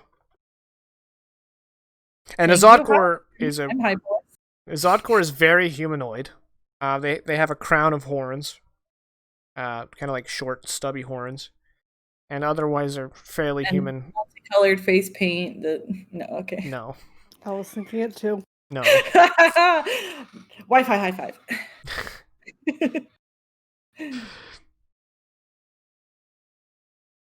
Cool. We go in. Okay, you follow Maul. No. All right, yeah. So he leads you in, and he kind of enters before you, and so now it's Kempok and him, and you two re-enter, and Kempok's attitude, he seems more energized, and he's like, "I've been reading your information on you guys. It's kind of been hard to find. I had to make some We do a pretty good job. specific requests, but from what I'm reading here, I'm very interested in working with you guys." Now, am I to assume that you, ma'am, are Elise Lynette? That is correct. It says here that you're wanted by the Saldrosi Empire. I am. Well, good. We hate those sons of bitches. Oh, good. I do too.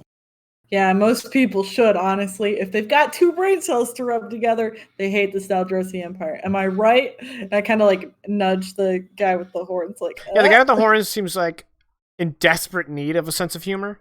Yeah. But Kempok's like, yeah. Kind of sense that about him. Well, you guys are new in town, but recently our government has been trying to, the Parliament has been trying to find trading partners outside of the solar system.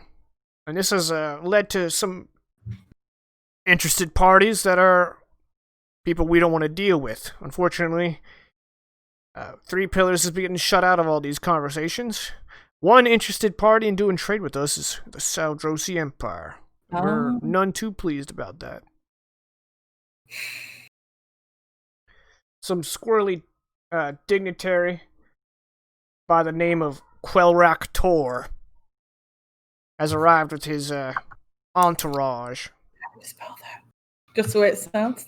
As a matter of fact, I can just add it to your journal. And Thank you.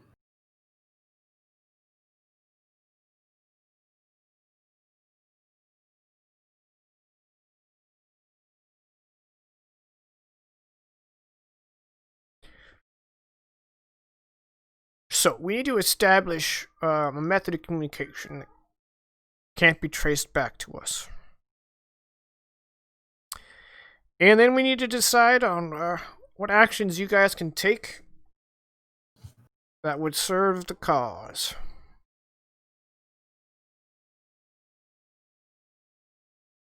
Any suggestions? You guys wiped out an entire platoon of mercenaries, so I reckon you guys have a handle on how to fight.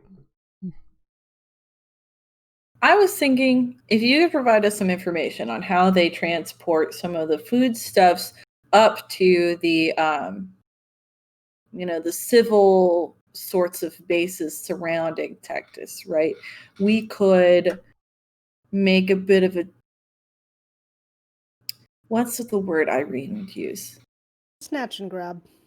Well, she wouldn't say that, but a tactical translocation of those items from one ship to the other ship. But we would need to be able to land somewhere where it would not involve the same rigmarole that was involved in landing the first time, and or access to a ship that's not going to be traceable to that landing site.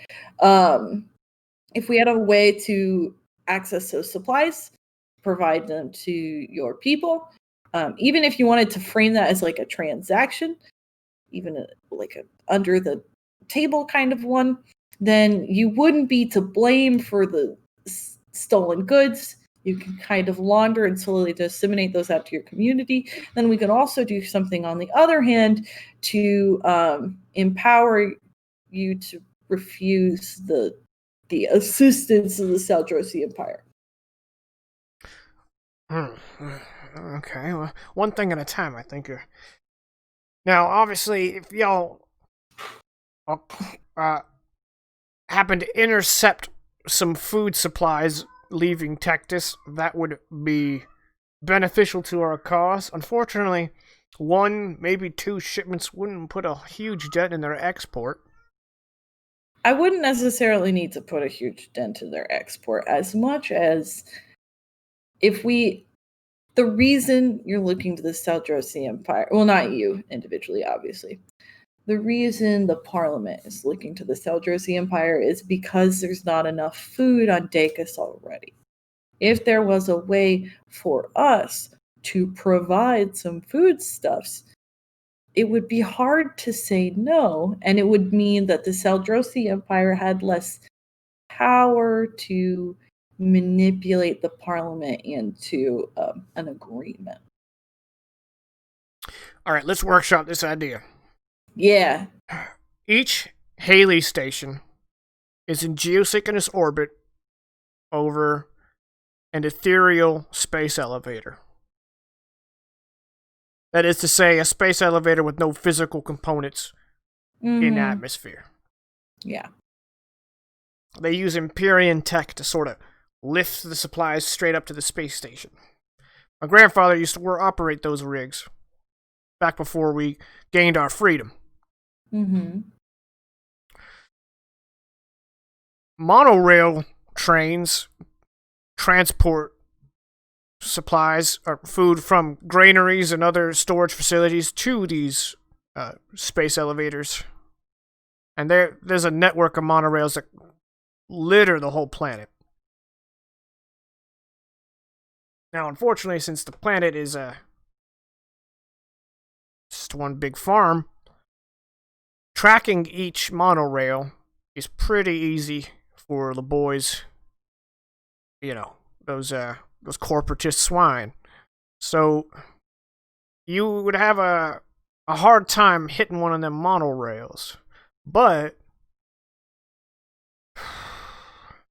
if we somehow had a ship with some kind of stealth technology that I don't have privy to, you could just fly in the middle of the ethereal space elevator and just catch it. But I don't know any of that technology, and if it existed, it would probably be made by them damn Tectus boys. By which Tectus boys in particular? Something like that would probably be Zaeltech Corp. They're always making crazy ships. Your ship, in fact. I don't think our ship has that capacity, does it? That capability. That's what I thought. It's not a stealth ship. That would help you a lot. Oh, God. Good.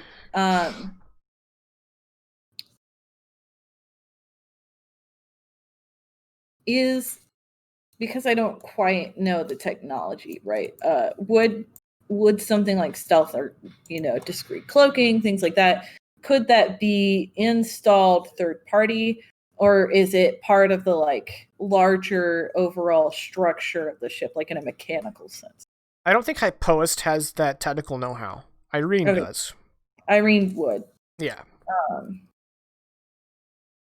Okay. Because that'll be based on the engineering skill, and Irene has that in spades, so... Yeah. That's what I figured. That's why I was like, I'll ask, but I don't necessarily have it. I do have... Yeah, I don't have any ranks in that skill. Intelligence is my 5, but... Another thing that interests us is dealing directly with the Saldrosi envoy. Unfortunately, we don't want to A, make a martyr of the sumbitch, or B, incur the wrath of the Empire. Yeah, it's not a good idea to incur their wrath. Sounds like a great idea to me. It's pretty much all we do. Do you remember what I said happened to us? It was because we incurred their wrath. Yeah, but we incur their wrath. And as much as I fear death, I also accept that our goal is greater than the value of our lives. But that's an aside. So what exactly is your concern with Quillrock Tor? Well, he's got one of, if not the, I don't have the numbers in front of me, wealthiest civilizations in the entire Fire Expanse, offering a direct line of trade to Deicus. It's kind of hard to turn them away. Okay, I see. You've got complaints and concerns. But what we need to bring to the table is a solution to that we might be able to enact for you. It's kind of the hands of the three pillars: the unfeeling, insensitive, very well gloved, no marks left behind hands of the three pillars. If he just is killed by an extremist group, he's a martyr. He's a representative that the Saldrosi Empire should be allowed around, right? What if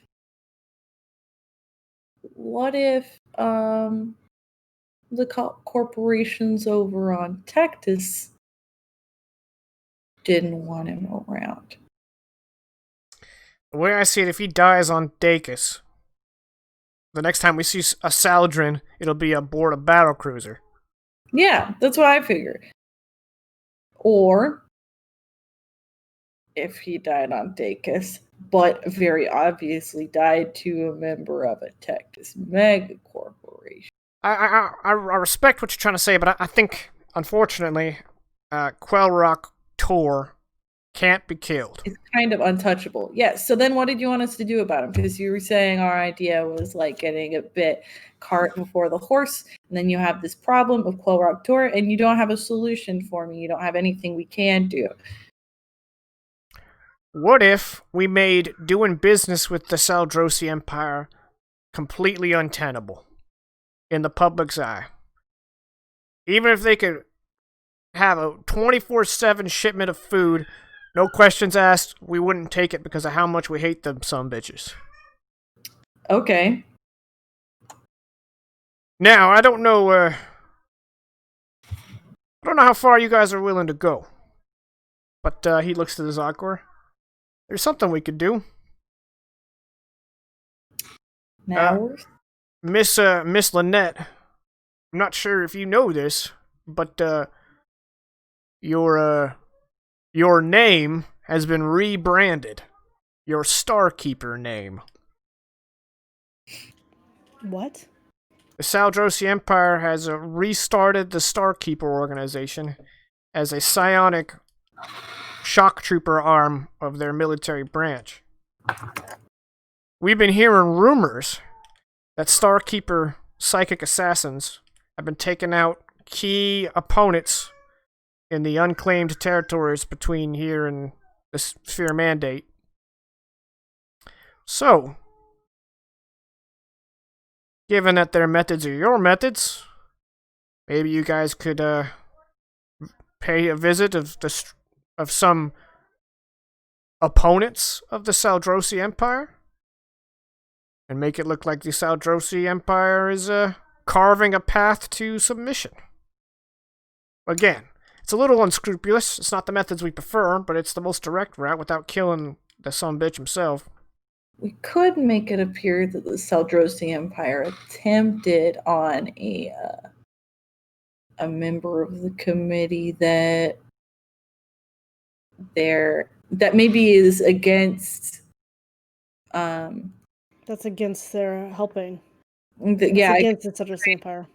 Saldrosi Empire, so that this member in particular can happen to survive thanks to the intervention of the three pillars here at the Deca block, and they might feel that this provides evidence enough for a refusal of the Saldrosi shipments.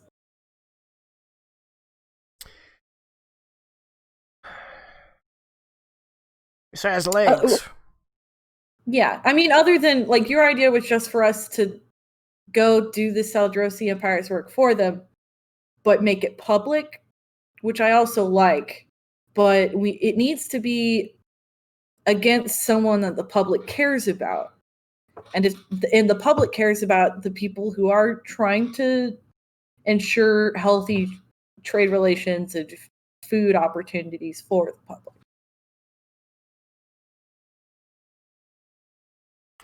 All right. So in order to maintain a division between you guys and us, why don't you meet with your team and discuss a plan of action? Come back to us. Just give us your objective. We don't want to know how. And if we like it, we'll greenlight it. We'll organize payment. And you guys can carry it out. That way, we won't even have to lie.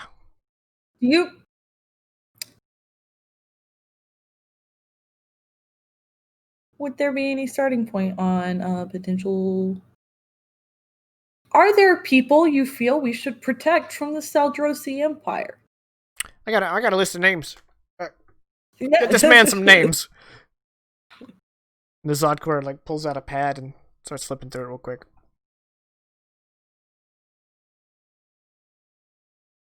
I do have a question. The rebranded Starkeepers, did they keep the Starkeeper logo or icon? Nah, that's different. That might be a problem. What is it now?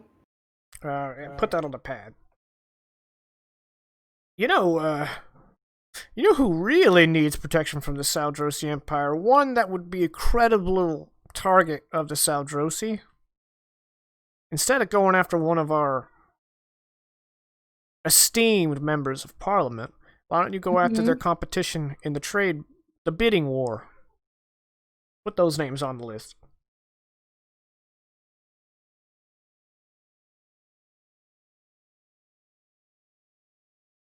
Jakin, so I think we established that my pommel is removable, right? I could take it off if I want? Okay. So you can finish someone rightly? Now, I was just thinking if I decided to make 2 full-size ones, I could take the small one off and pop it on. Right. But also so you can finish someone rightly. Yeah. It literally adds insult to injury. A psychic Mordhau. Okay. This is a lot for you guys to process. You guys want to get started before break? Or do you want to go ahead and take break early and kind of think about it? And then I want to get started insofar as I want to because it's almost break time. So character. Yeah, we do a pan swipe to the team on the Involuker, and you guys have brought them up to speed, and you have a list of names. Nice. Okay, well, I had a plan. Whoever we pick, we should choose to... choose to, quote-unquote, attack in front of a recording device. That way, they will clearly record the attack that they could use. Part of that is we're gonna have to replace my pommels with the symbol of the new one, so it's pretty clear that it's theirs. Yeah, we're also gonna need a disguise if it's recorded. If we self-identify as members of Saldrosi in the kind of hoity-toity confident way of you'll never be able to tell anyone about it anyway, your life ends here, and then the militia comes in, oh, I love a good play, then it's fine. Since you're all about to die anyway, we might as well tell you. Yes, but if we get recorded and someone's like, hey, isn't that incredibly handsome and charming and sexy and a handsome man that was on that bounty poster? Well, I was thinking it would be just me and I could be hooded and garbed in something dark. Yeah. Need to find out if we could, hop on DuckDuckGo and look up Starkeeper uniform, maybe create a cosplay. That will be helpful. I'm worried about sending you in by yourself. I can pretend to be psionic. I can do this, Lucy. Here's the thing. We're not actually going to hurt the person. We just have to get in there, make the attack, and when his whoever comes to help him, we make our escape as quickly as possible.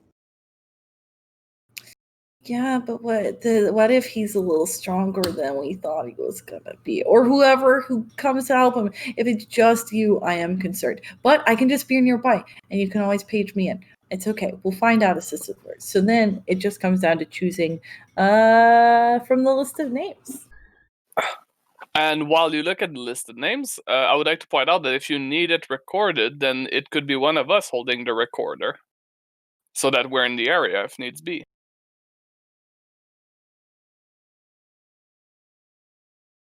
So on the list of names, does it have like just a bit of identifying information?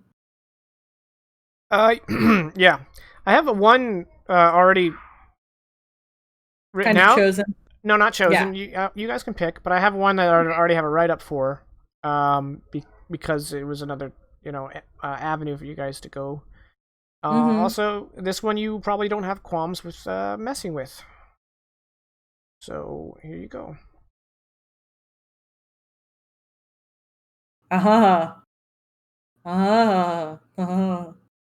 Nice. And for the audience, that's Bagreg Huruk, a female Thuj of the Thuj cartel who is here to offer Deicus smuggling opportunities with the cartel. And obviously, they can't say no because of their crisis, but also they really don't want to get in bed with the cartel. So, yeah. That's why no decisions have been made on this front. Because the offers are not great. But they're also really good. But they're also not great. Then I think kind of dressing ourselves up as a Saldrosi hit team squad. If we're trying to pass off as Doorkeeper's high post, we might need a better disguise for you because you guys can't use psychic abilities. Yeah, no, I was thinking I go in there as like a friend and then get caught in the crossfire, and then act as like a witness in support of in support of the fact that they got attacked by someone using psychic abilities. Obviously, those are the Star Keepers. The Saldrosi scum tried to wipe out the representative of the Thuj. That was my idea, is to like walk in there pre Alicia attack. Pretty clever, huh? That could work. We'll just Zeke up in a costume or something. It can't be Irene. Nope. There's no way that passes as anything to do with Saldrosi. Yeah. There's another interested party that might be of interest just to you guys. In general? Yeah. As I recall, Razik, you are from the Crest League. Mm-hmm. Yes. Well, one of the petitions for trade is a representative of the Crest League.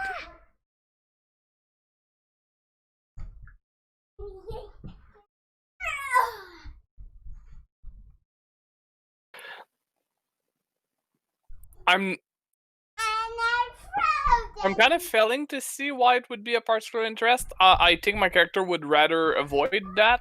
Right, I just meant, it might be, it's something that you see it and you're like, oh. It not necessarily as a target, but it might just be interesting knowledge. Oh yeah, okay. To know that he's here. Yeah.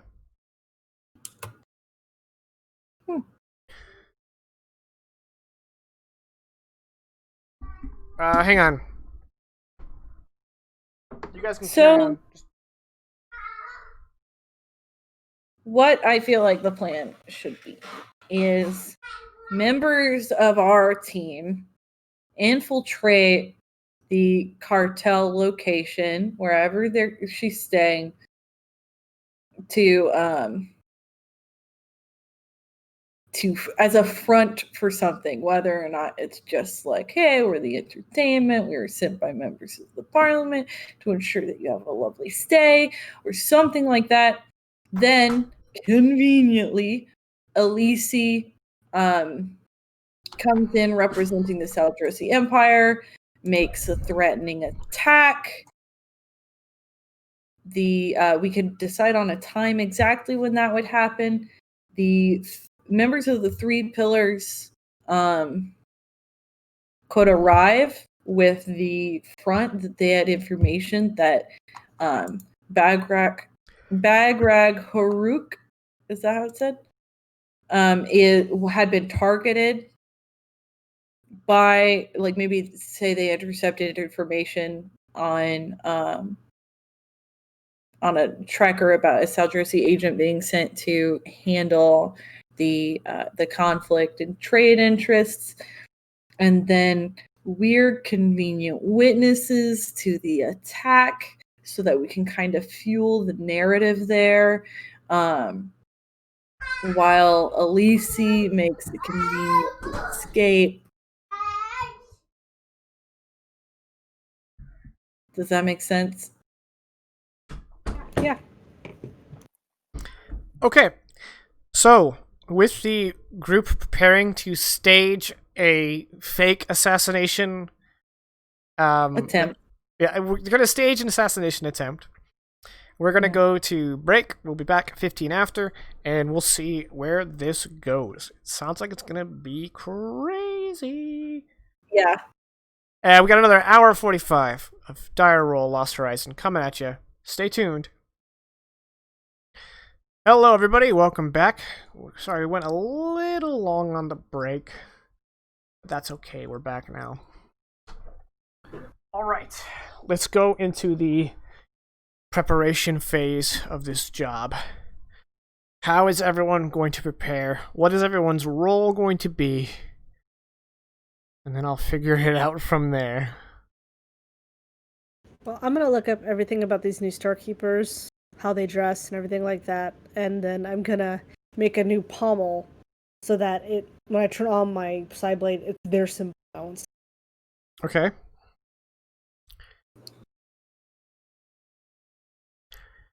Irene and I were looking at being I'm volunteering you for this, Irene. We're looking at being undercover on premises as like representatives of Deicus there to entertain while Bagrag Huruk awaits an answer from Parliament.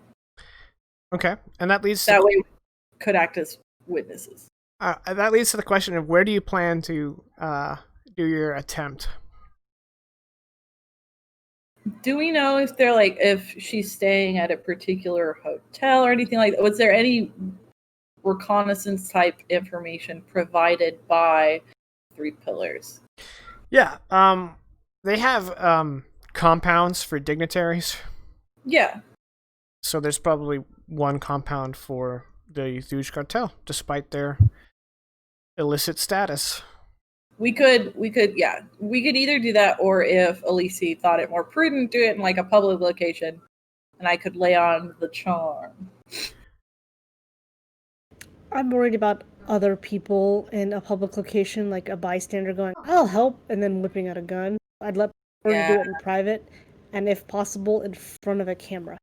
The problem is we also want the Three Pillars. You know, we want representatives of Kim Pak Noor to like kind of save the day. That's tertiary to our interests of like making it seem like the Saldrosi Empire did it. But if we did it in the Deca block, I think it would benefit our cause a lot more than like just kind of sneaking in there. Like if it's in a public location, I'm not as worried about it because our goal is to have members of the Deca block kind of like rush in and save the day, and you escape. And them kind of like, oopsie, let you escape. As long as they ensure I can escape, I could work with that. Yeah, I think I would like to have it happen in a region of the Deca block. In a public space? In like a public space, if there's like a place we could intercept Bagrag and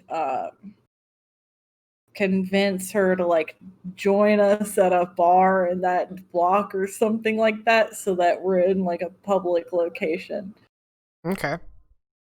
So you and Irene are are in charge of getting Bag Rag to come to you. I don't know if you've heard this, but I'm incredibly handsome.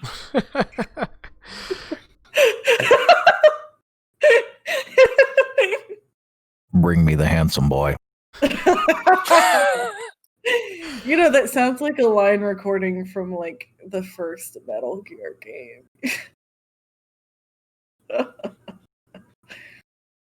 Yeah, every character in Metal Gear Solid 1 was voiced by Vegas. Little trivia. Yeah, Vegas actually, all he had to do to voice those characters was to put the mic directly in his mouth and then just speak the lines free for him. It was entirely improv. Well, hold on. To be fair, that last one was about here. If we want it all the way in my mouth, then it's like this. Okay, Kylo Ren. What is Razik doing? Honestly, I'm not quite sure what my purpose, outside of maybe being the person who records, so we have control of where that recording ends up. But other than that, I'm not. Yeah, at first I was gonna have you also pretend to be a member of the Saldrosi's, like Star Keeper boys. You can be the bystander with the cell phone. But doing that, or rather just being in the area to witness, like, oh no, that looks like one of the Star Keepers. Like, Look, a Star Keeper.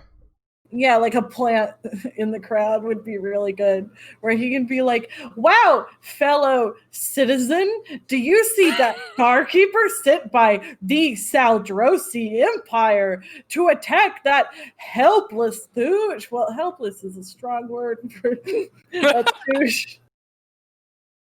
But to attack their political rival? How underhanded! I think it's a good idea. Don't worry, I shall render medical aid. No, you may not see my license. So essentially, just being a bystander that attracts the attention. A bystander.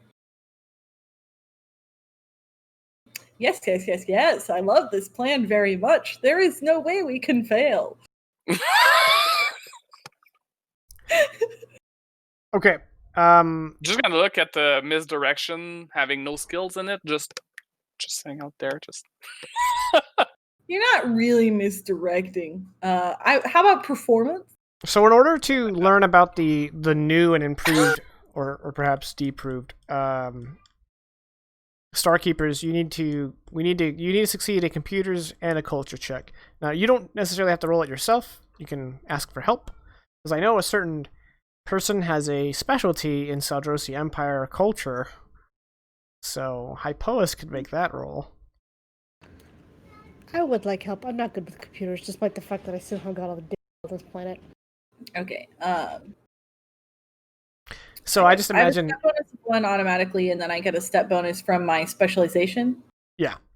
Okay. I just imagine Alicia sits down at the computer to look all this up, and then calls over Hypois and be like, I can't make it work. And she's like on the login screen.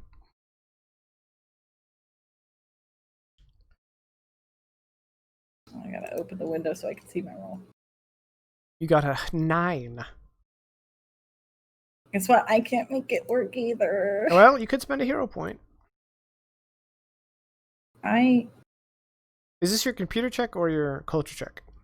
That was culture. Okay. I can make a computer check as well. I don't get any step bonuses to that, but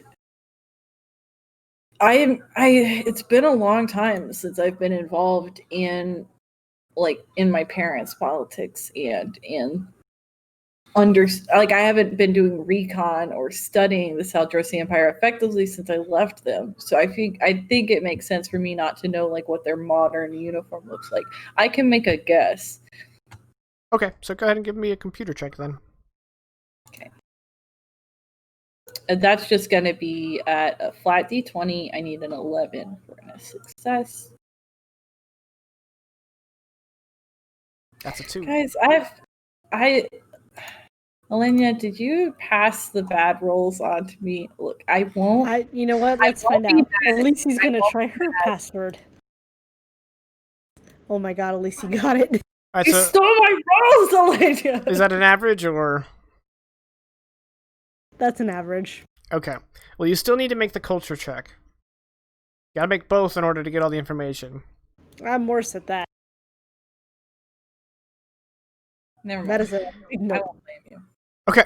Well, you don't know what their uniform looks like, but because you succeeded the computer check, you do know something that is very problematic to your cause. The new Starkeepers only admit Saldrin or Halkerite. Ooh, big oof.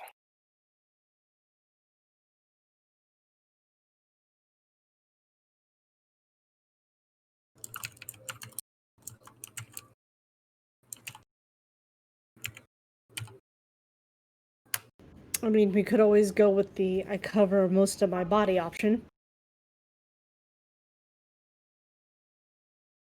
You do have a similar shape to a Halkerite, but not a Saldrin. Saldrin have digitigrade legs, so...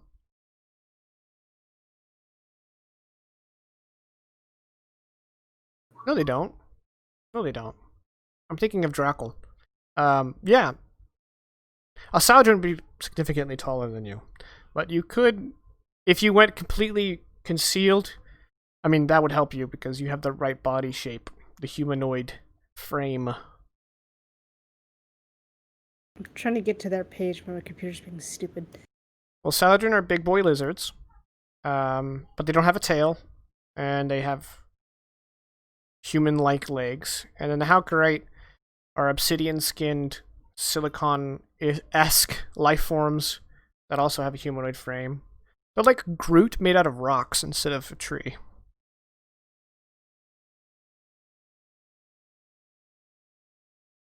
So the thing from the Fantastic Four.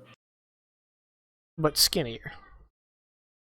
But definitely. Well, that he was only so chunky boy because he was chunky boy. True. But also, they, obsidian, so stark black. Reflective black skin. Craggy.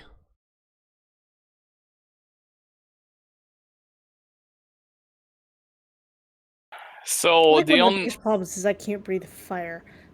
So, do you have any psychic abilities that could trick them into thinking you breathe fire? There is a psychic ability, but I don't think she does. It's a talent required.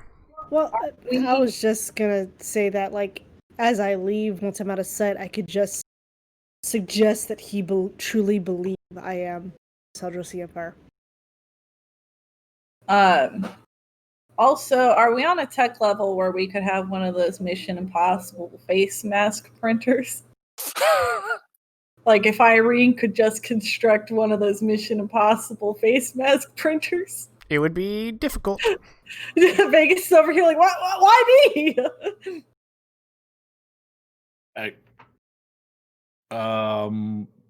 Did we want to move on this before next year?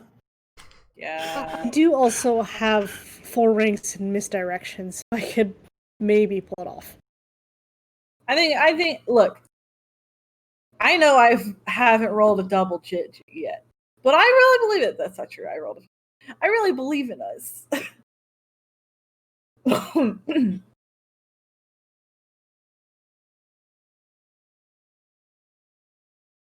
I mean, again, we could just cover me head to toe, and as I slip away, I can suggest that he believe I was. Yes. One. Yes. Do we have the material to do that on the ship? Like some tarps and stuff. Yeah. Pretty sure I could buy black robes. We don't have a lot of money.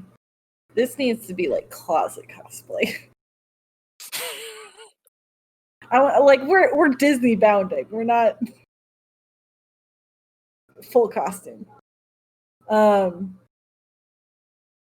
Yeah, cool. So let's set up a costume, and then Irene and I are gonna represent Deicus.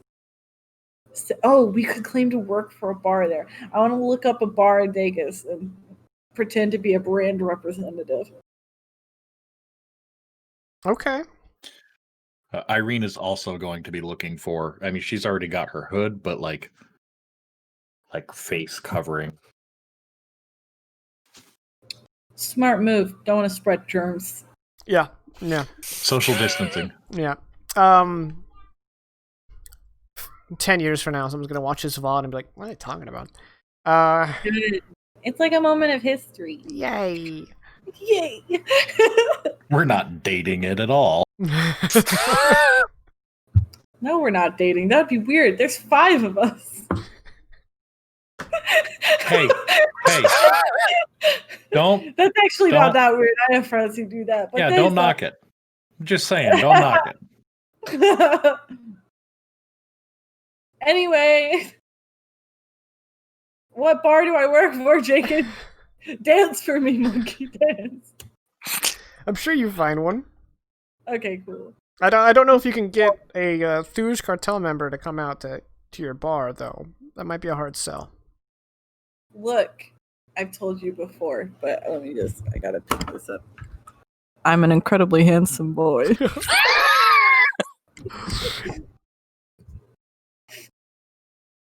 And Irene was saying something before we went off. Oh, you wanted to get a mask. I mean, yeah, that's not hard.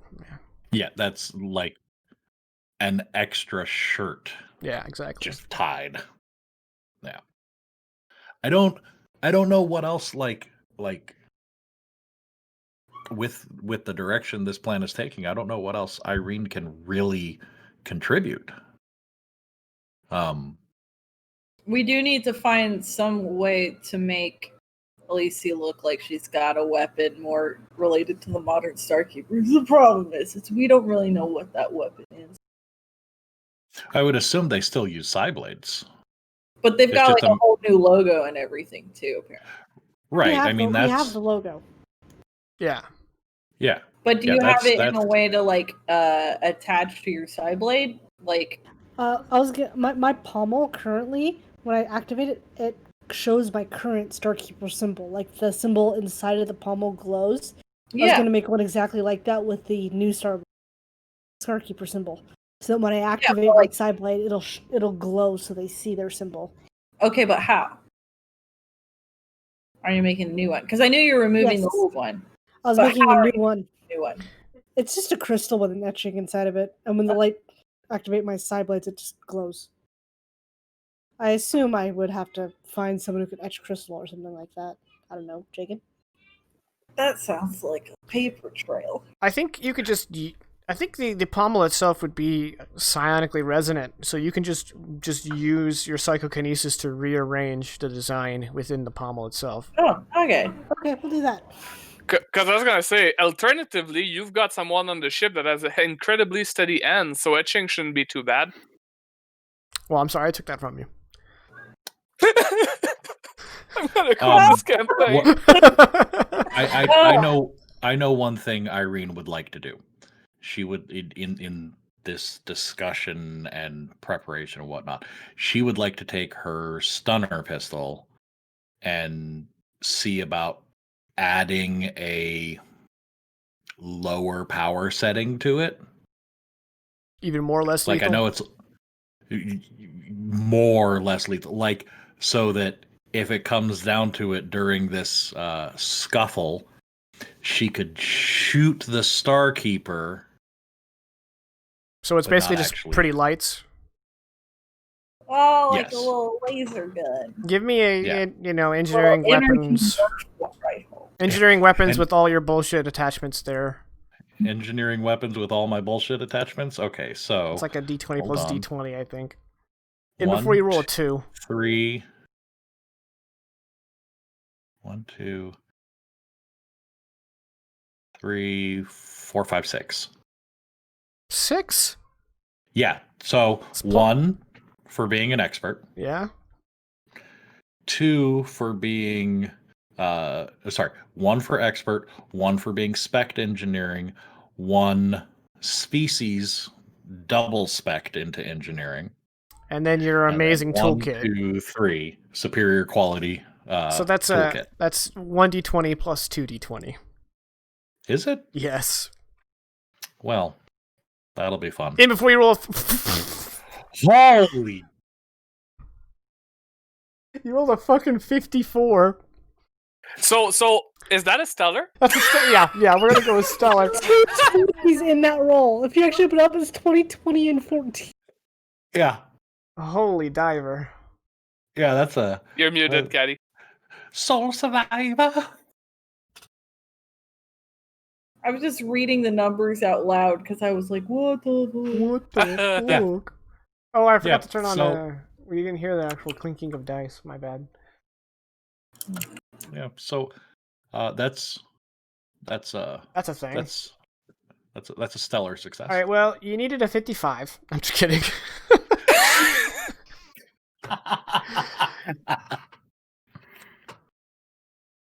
All right. Yeah. You do whatever the fuck you wanted to do. That stunner. You did it in record time. It's Yeah, not the a stunner lounge just chair as now well. has a new setting where it looks like it shoots, but it doesn't actually do any damage. Do not let Elise get a hold of that weapon. She's gonna run around the ship going like, pew! And be like, Pew, pew! I'll just go ahead and mark that on my character sheet. Yeah. Setting. That's all you. You like picked it up, looked at it, and went, "Oh look, done." Okay. So this is what I'm hearing. Hypoist is using his unique charm to lure Bagrag Huruk to a bar. And Razik is going to record it. yeah, I'm gonna be Irene- a bystander that happens to have a recorder. Irene is going to be there. Okay. And then Alicia, of course, in a bad cosplay black robe, is going to emerge and try to kill Bagrag.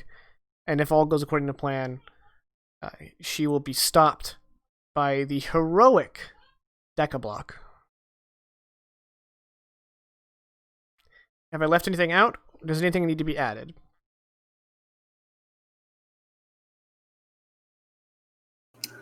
Sounds right. So it all hinges on Hypoist successfully you say it like honeypotting. You need to successfully honeypot Bagrag. I'm going to... what is your pitch so I can apply the appropriate modifier? I mean, ideally, my goal was to first we have to tell the appropriate details that the 3 pillars asked for, which was just like name, location, time. Yes. I meant your approach for Bagrag. Yeah, I know, but I was like, before we do that, before we actually make the roll, I was technically supposed to tell them that first, so I'm clearing the air. My approach for Bagrag was just going to be like a drinking buddy. Oh, hey, what's your name? And then like, I work for this place over the Decablock. It's like super fun. They tend to, in that section of town, they tend to be a little more loose-laced, as it were, so you can get some like really cool, like dope stuff. So you're hoping to run into Bagrag and then kind of schmooze her over to your Decablock rendezvous. Yeah, I mean, not so much as run into, so much as recon and specifically find and then go, oh hey, and pretend to run into. Right. Okay. So yeah. Everyone can pitch in for the awareness check to kind of track Bagrag's movements to find a good place to have a spontaneous meeting. Cool. I'm not great at this.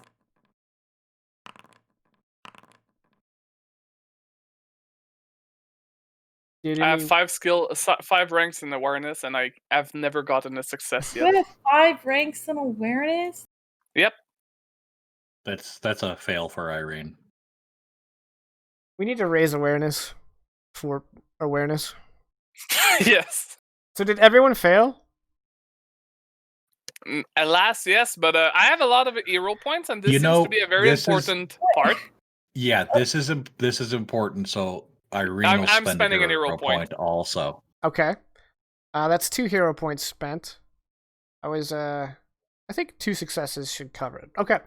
So with 2 successes, you managed to find a place for Hypoist to conveniently run into Bagrag.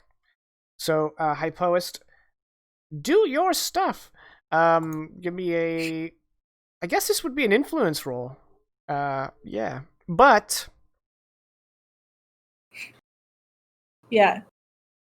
I'm gonna apply a -2 penalties, 2-step penalty because of Bagrag's kind of unwillingness to go have a rendezvous at a bar when she has a job to do. Wait, like Bagrag is okay. Look, you don't actually. All you're doing is waiting on Parliament. I am here to ensure that you're having a good time. Right. So go ahead and give me the roll. And then, in addition to your bonuses, you have a -2 step. So, however that comes out. Yeah, well, I have a +2, so it's a nothing. So it's just a d20. Okay. Ouch. I'm gonna spend a hero point. All right, you spend a hero point in order to put in the. You just happened to say the right thing just before it was almost all over. It was a very dramatic scene. The audience is on the edge of their seat. You're welcome. And she agrees to meet you at the. Given enough time that she'll be there for the fake hit. Nice. Wink. All right. The bar in question is not incredibly large, but it is kind of in a nice, kind of sequestered section.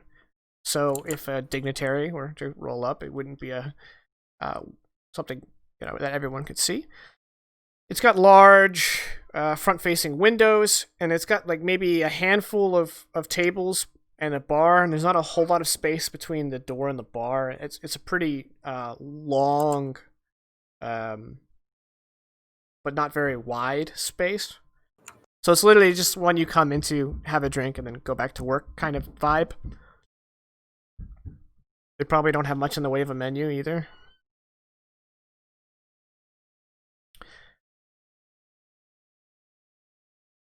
Alright, so everyone to their places.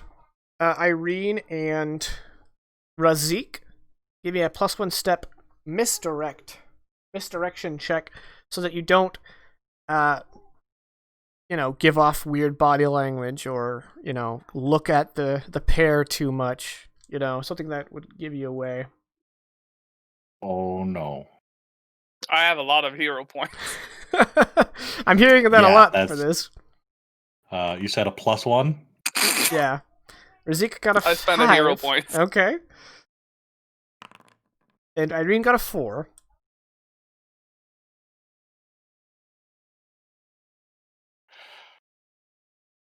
This is important. I'll spend it. Okay. It's kind of frustrating. In addition to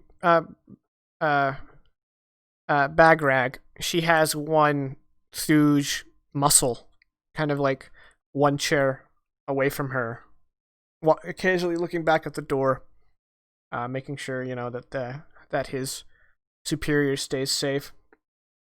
And then Hypoist, you need to keep the conversation interesting. So why don't you give me another influence check, but no more penalties. 16. That's probably excellent. Okay. So Bagrag is starting to think that maybe something might happen with this pretty and handsome and pretty guy. So she's well and truly engaged. Since you got an excellent, would you like her to send her bodyguard home? Yeah, it's fine. Look, obviously I got a place. Like it, yeah, and it's all good. And like the guys who run this part of town are like super chill. And if you want to come to my place and watch Starflix, if you're just feeling it, if you're feeling me, I've got some green on the ship.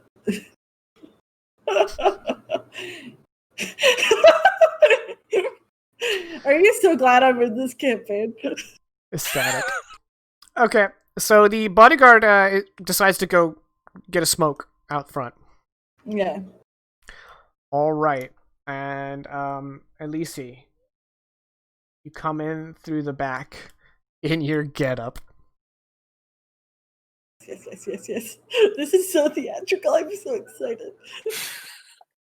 And right on schedule, Irene looks outside and sees the militia patrol just starting to kind of come into the view of the wide windows. They look casual.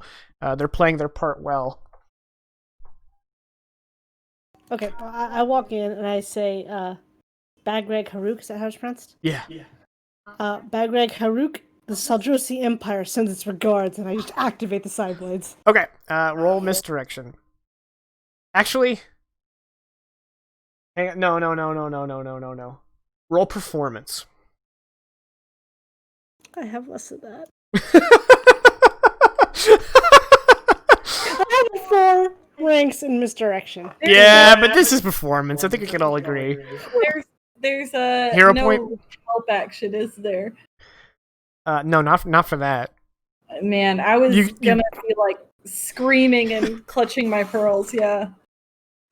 No. Okay, so hero point. Bagrag is sufficiently taken aback, and for now it takes you at your word and starts to fall out of her chair. And after you activate the side blade, the door bursts open, and okay, a trio of militia are coming at you with guns drawn, telling you to put the weapon down. Okay, here's what I want to do. I want to use my psychokinesis to fling a table at them and then run. Okay, give me a psychokinesis roll for a missile, basically. 18. That is an excellent.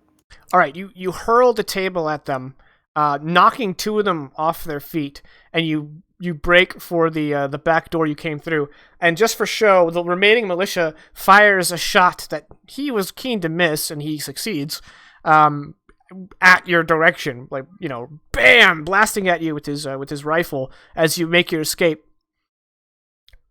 And then for a moment, everyone in the bar is panicking, and Razik, you've got your little recording pad, and you're doing your best Kyle impression for your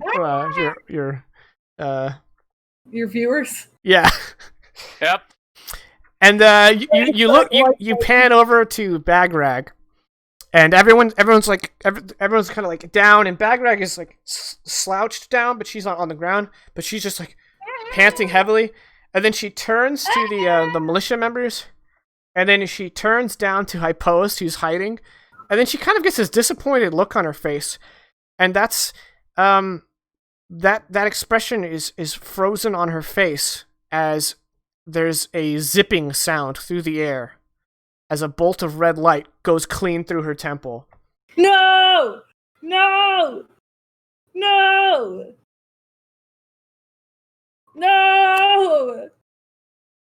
Who was So anyways, Irene starts blasting. So Irene rips out her stunner and just starts doing what? Just blasting non-damaging bolts at everything. Just blah, blah, blah, blah, blah, blah, blah, blah, blah. Okay. Who was it? The militia guys get down and turn around because they realize that the blast came from outside. Hypost, you're just shocked because she just kind of slumps over with this smoking coal in her head. This has never happened. Not again! My priceless rep. My therapist is gonna have a field day with this one. What is Razik doing? Like he was looking through his little recording device, and he sees that, and he's like, Well, first, the recording device kind of flops on the table, and then, like, he picks it up again, but he's like, oh, shit. Like, like, he's kind of frozen. And there was a split second where his instincts was to go see if the Touche was all right, but, hold through the head, medical expert, there's no point. It's over. Go ahead and give me a medicine check. Not to save your patient, but... to be able to maybe tell. It's not lethal to a Touche. Maybe they keep their brains in a different place. That's very possible. Okay, so I got +1 as an expert. I don't think having a med pack would help. It wouldn't be. Could it be first aid? It wouldn't be treatment. It would be surgery. Would it apply to first aid? No, I think you're just gonna get your +1 step for being an expert, and that's it. Okay, and I think that's it. We're not in combat, so yeah. 21. Medicine 21. That's a stellar. Okay, with a stellar success, she was dead by the time the laser bolt passed through the other side. Yeah. Given that you've been around combat, thanks to your new friends, and you've been examining laser holes and whatnot, and studying up, brushing up on it, you can tell that this shot came from a high-powered laser rifle. And with that deduction, you look, and in the top meter, closer to the ceiling of one of the glass panes, is a perfectly circular melted glass hole where the round went through. And from the angle, you can tell that someone was up high and shot down and hit the Thuge in the head. And probably, you're not like a ballistics expert, but given the angling and where you can see the roofs, he probably didn't have a shot until she got low. Interesting strategy, but anyway. All Razik can do is, it came from over there, and he points to the hole in the glass, so that everybody is aware. So then we cut to a high shot of the entrance, and the doors burst open, and the militia guys come out, and they're looking up, and then the camera's slowly pulling back to reveal the barrel of a high-powered laser is still smoking, and it gets pulled back before we can see who's holding it, and the camera keeps pulling back, but there's no one there on top of a building. I was going to ask, now, when I went outside, my plan was to ditch the costume, which I assume was just a tarp. Yeah. So I start basically fling it off and make it look like a tarp somewhere, like a tarp on top of something. There's no way I could have seen anything from where I was. No, you're on the opposite side of the building. That's because I was on the opposite side of the building? Yeah. Okay.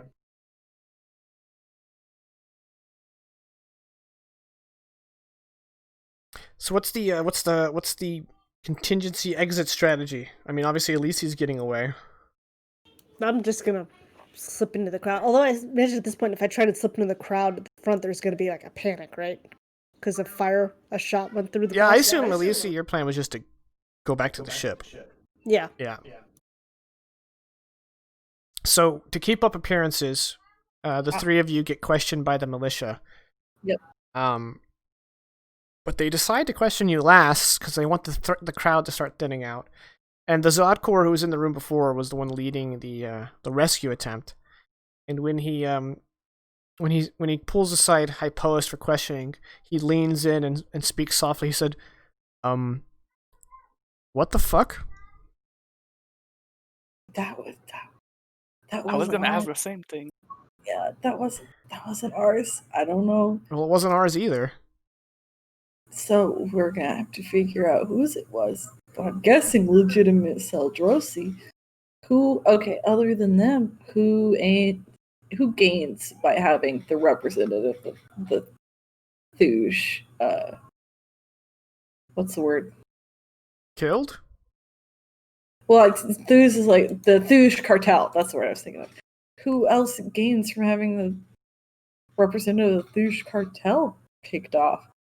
Anyone who is on a lower bracket for the trade deals?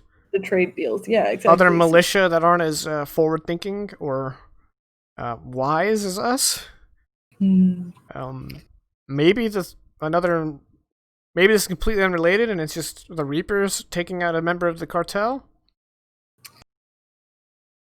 We need to spin this as the Seldrosi sent in a distraction and then assassinated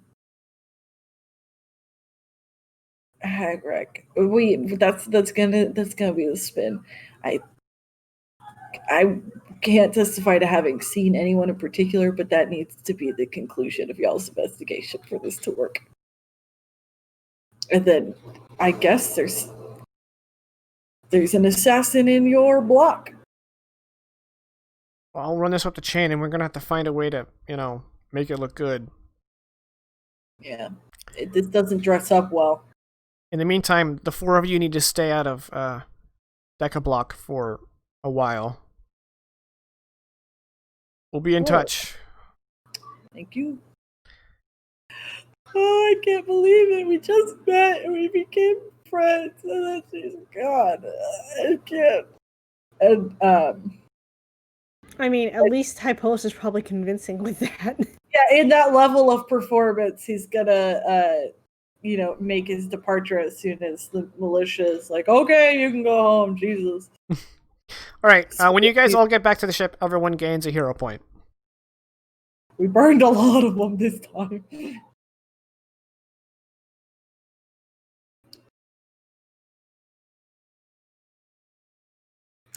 I very heroically seduced a large lady, which I would have done for free.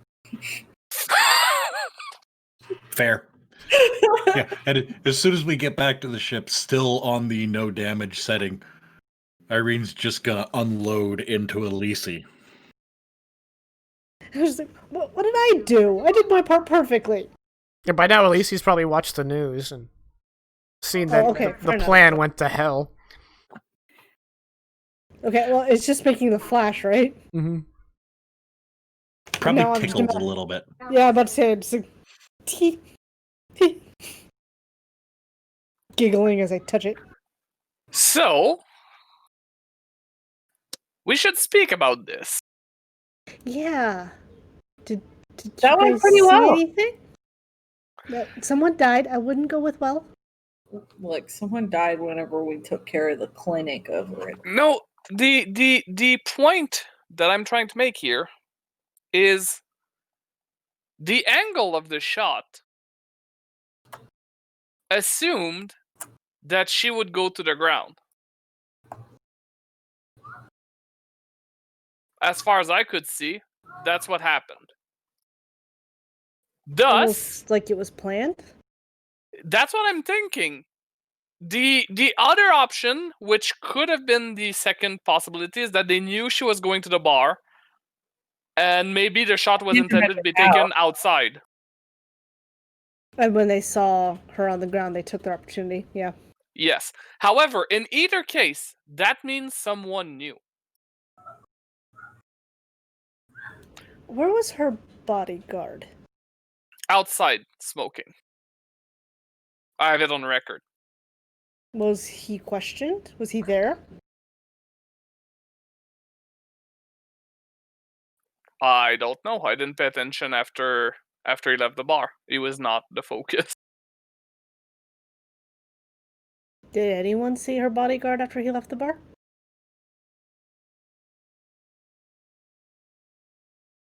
We didn't, did we, Jagan? That's a really good point. We can. Did I get the name of the bodyguard or just like a physical description?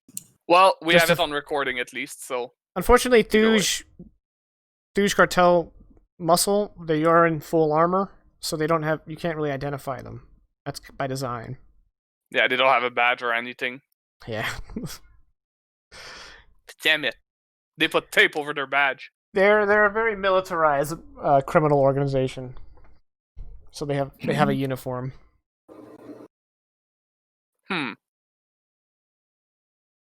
So one suspect could be the bodyguard.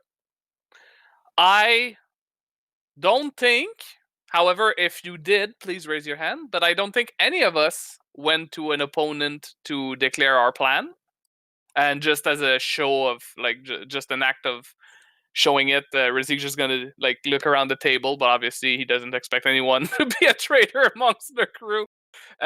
So that leaves potentially a traitor during the meeting. So I wasn't there, but was there a lot of people when you guys discussed the plans and stuff with the 3 pillars?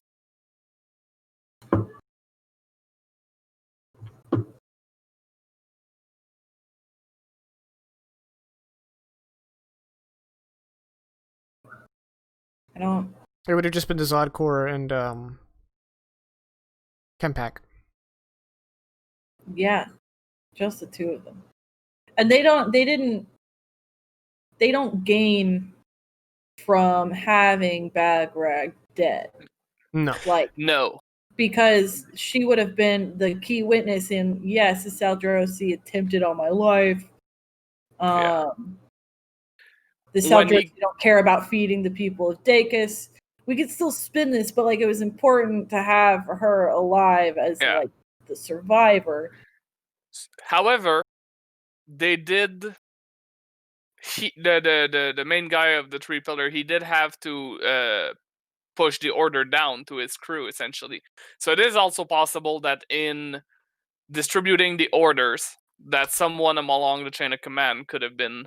We didn't provide any information other than this person at this location. At this time. Yeah. Yes, however, they did, like, you gave him, which he gave to his people, the name of an important person, a location where to find them, and an exact time where to find them. So any of the subordinates could have ran away and gave that to but what I'm saying is probably what he did with his troops is, like, if I was commanding, obviously, militia for the security of the community, I wouldn't tell them, like, this person's going to be attacked at this time. Like, I probably would have been like, we conveniently have a troop in that area at that time. A patrol that area. That particular patrol knows to, like, shoot non-lethally, you know. That's fair. I'm just pointing out that if we have contact with that person again, maybe he should look into his own sides of things just to be fully safe.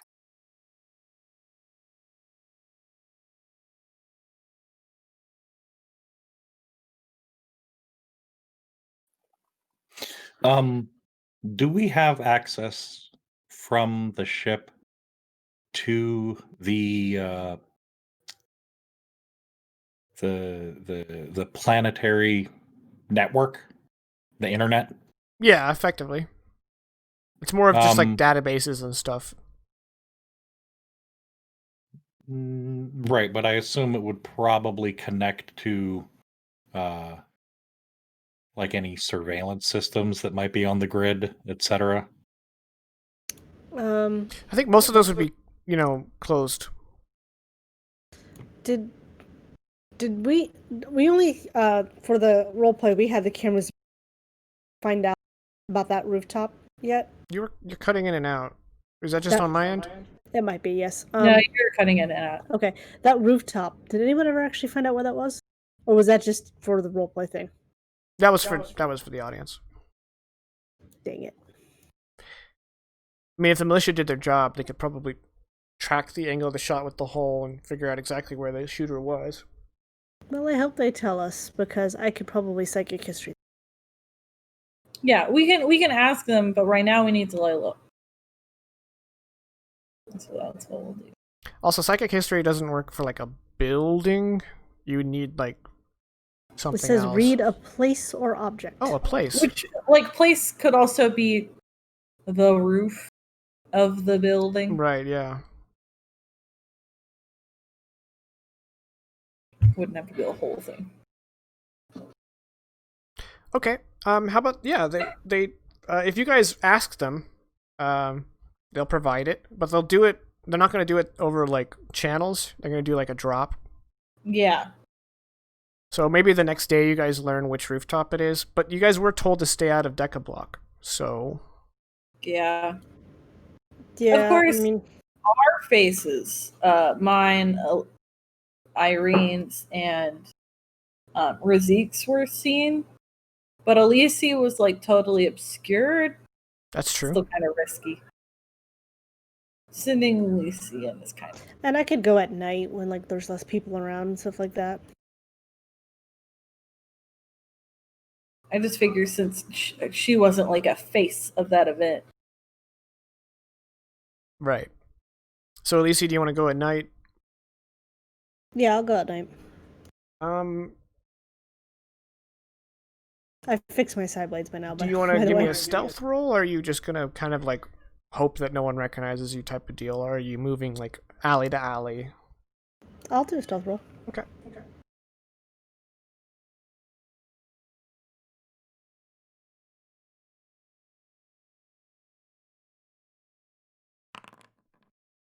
That's a success.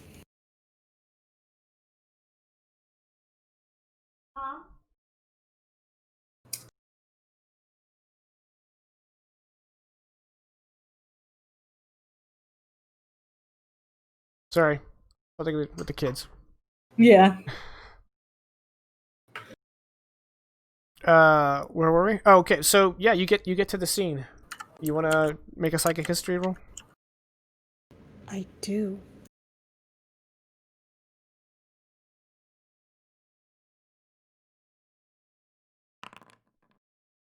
That is an average success. Average. What do you get with an average? Gain a sense of emotions or personality involved. Okay. The you sense that someone almost sociopathic was here, and you know that they were driven by their job.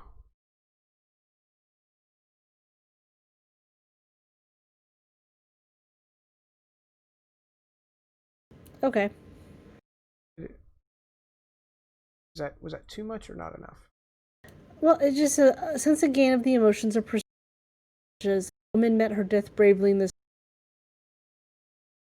by. Yeah. And there are step bonuses depending on what happened, but I was gonna let you decide that. Okay. You cut out for that whole thing. I don't know why. Yeah. So you just know that someone, a driven professional who was kind of a sociopathic, came here with the express purpose to kill someone, and did. I mean, to me, that kind of seems like someone in the Seldrosian Empire, but I could be wrong. Okay, well, I slip back to the ship and I tell that to the rest of the crew. Okay, while you're on your way back to the ship, what the rest of you are on the ship, and your long-range communications relay gets a ping of an incoming call.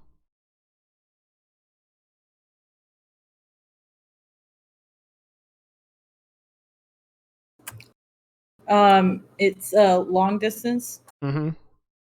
And Do since we have? since it's you can track where the message is coming from. It's an open Well, channel. say, do we have like a name of a caller? Is it unknown? Like a there's a small that scam. Those scam numbers. right. No, there's a small shuttle in high orbit. Over, like Deicus. Yeah, in high orbit of Deicus. Okay. Open. Okay. This is Officer 4th Echelon Thorn. I'm sorry, we don't own a house actually, so we can't take mortgage. Wait, what? Officer 4th Echelon Thorn of the Trio 2. I apologize. We've been getting these calls from someone asking us about mortgage refinancement. I just kind of assumed. Well, Deicus is a curious place. Indeed. Is there a reason you are contacting me today? Yes. I'm stationed on Haley's 7, and it's part of my job to track comings and goings into the solar system. And I received a log of the Involuker arriving, and I've been keeping my eye on Deicus. And I did some digging. I know, presumably, that I am speaking to Hypos Sanguilin. Is that correct? Yes. We came to Deicus for the sites. As you may know, I am deeply interested in the history of Deicus and the establishment of Deicus as a colony. We actually were planning on going to the Deicus Landing, that theater, sometime soon. Then we were also encouraged to check out the different like blocks and how the communities are structured. It's a huge inspiration for my manifesto. Right. Have you been keeping up with the news? Oh, well, there was that, I'm sure you saw, I was there. There was a terrible event downtown. I made friends with this lovely lady. I was just, look, man to man, I was just trying to get like some intimate time. She was so funny and interesting. A little dangerous looking, but you can't have an adventure without danger, if you know what I mean. So yes, I'm aware of the events that led. I've just honestly been kind of hiding out. My therapist has been really busy, so they're not answering my calls right now. Listen, I don't know your business on Deicus, but my employer, Barilla Associates, would like to offer you a job.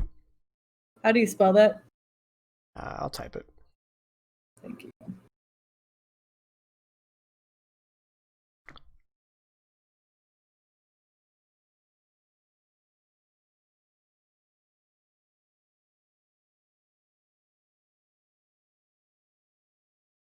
Thank you. What kind of work? Well, I don't want to discuss it over open channel, especially down to Deicus. Barilla Associates is extending you an invitation to dock at 1 second.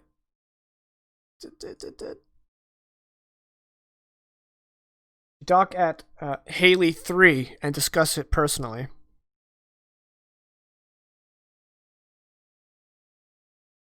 I will. Is there a time you are suggesting for this meetup? Preferably tomorrow. But we can work with your schedule. I know you have lots of sites to see. Well, we can see about squeezing the Deicus Landing into like tomorrow morning. If you give me a time, we either will or we won't be there.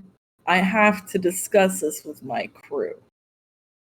But because you don't want to discuss it over open channels, I would rather just have a time that I know you will be in a certain place. How about 1100 hours? Thank you.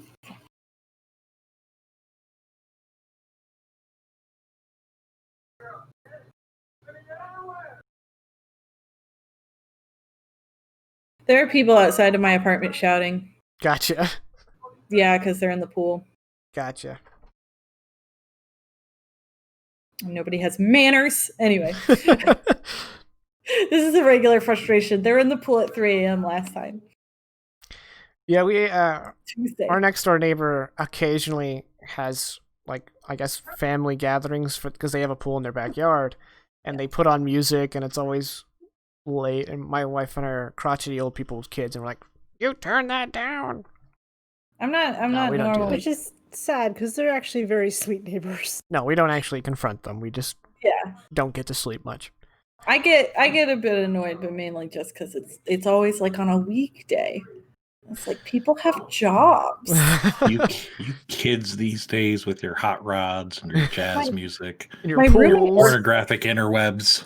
My roommate works like 13-hour days, so the pool is on his room is on that side also. So it's just like he has to be up at 6. Like, guys, that's when you need Z-Quill. Yeah. And now it's time to talk about our sponsor. No, I'm just kidding. So anyway, Raid Shadow Legends. No, not again. You thought you got away from them, and then you like polish away the rage veneer. It's just more rage. It's rage all the way down. Anyway, yes, we are pretending to be out of space road. So I'm pretty much just going to get the agreement from the guy, and then I'm going to put it forward to the group. Okay. Oh. So right at that moment, right as you're closing the line with him and heading downstairs, that's when Elise returns.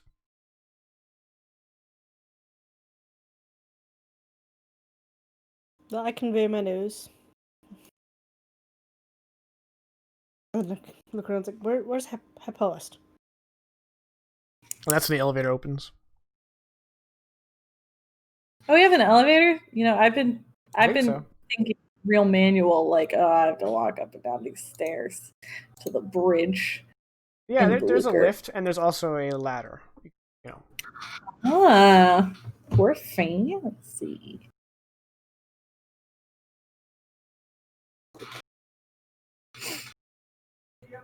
I'm gonna mute my.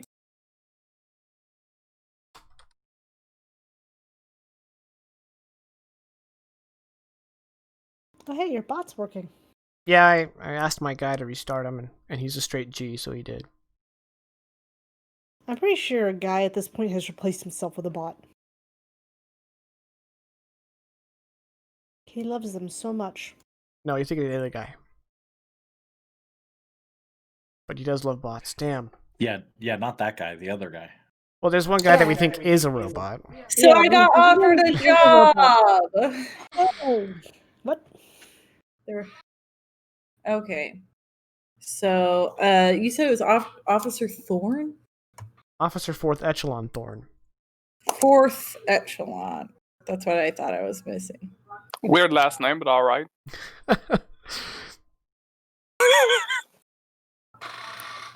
Stationed at 7. Received the log of our ship's entry. Is it Barillar?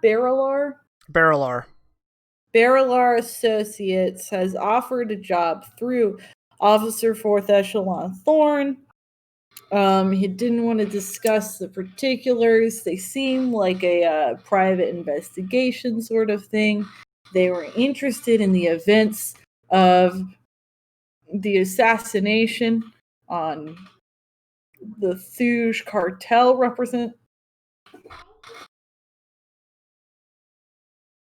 Okay, the Thuge cartel representative also just might be a trap because we all have bounties on our heads.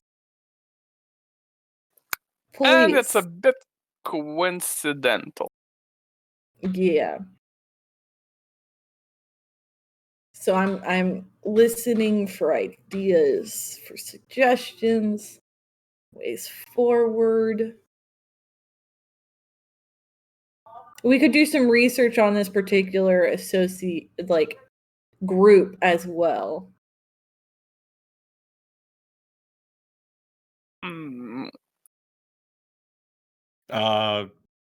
Yeah, let's do that. Oh yeah. Hypoes mentions that, and Irene immediately whips over to a computer and starts. We don't know their intentions. They might be bad, but if they're not bad, by looking their names up on this station, we might expose them? Oh, no. I'm going into incognito mode. Oh, okay. And he's using DuckDuckGo. Yeah. Yep. With the VPN. The sponsor for this episode is NordVPN. Sponsor for this episode is Raid Shadow. It's always Raid Shadow Legends. No, right now it would be Arc Knights. Oh, yeah. Shake my goddamn head. Well, and just a quick parenthesis. If you want to know if the game is good, just count the amount of boobies they use for their ads. The more there is, the shittier the game is. And that one is all about that. So don't. Well, now we're definitely not getting that sponsorship. Yeah, thanks. Let me delete the email from Arcanite. That being Shut said, up, Bill. Raid is very tasteful and classy There we and go. and it's a very expansive, immersive multiplayer experience. And the only reason that there's so many lady chests is because it's their story narrative. There's Right. story narrative reasons why they have to Yeah. be visible. It involves Yep. how they use their magic. Anyway, can we please just Remember to roll? use promo code DIREROLL for your Look, free we 1 roll. million gold. Let's not forget that McDonald's is delicious. Please give me free food. We're anarchists.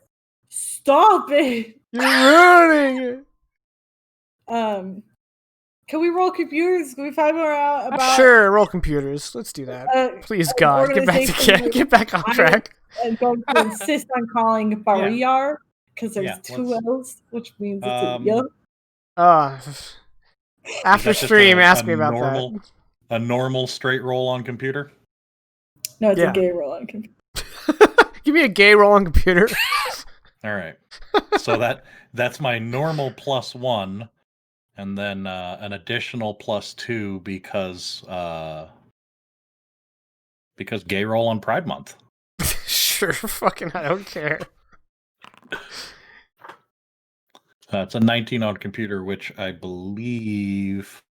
Yeah, that's an exceptional, excellent. I don't remember what we're calling it. Excellent. That's excellent. Okay. Barilar is one of the 6 megacorps of Tectus. It is known. I mean, all the megacorps kind of dabble in the same industries. They're all competing with each other, but Barilar has a rep for their private military, and specifically their private military branch called Trio 2. I'll type it. Is in charge of security on Haley 7 as well as Haley 3.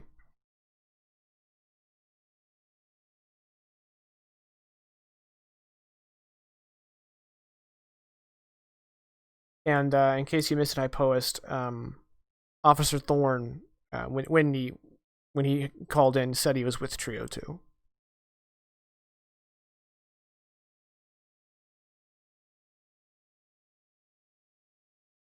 Their PMC also has contracts all over the Wild Cluster. They even have a previous contract with Crest League, in fact, and they've had operations all across the Wild Cluster. And they've been trying to get their PMC real world experience in these last 5 years. So. So, like, for all in, like...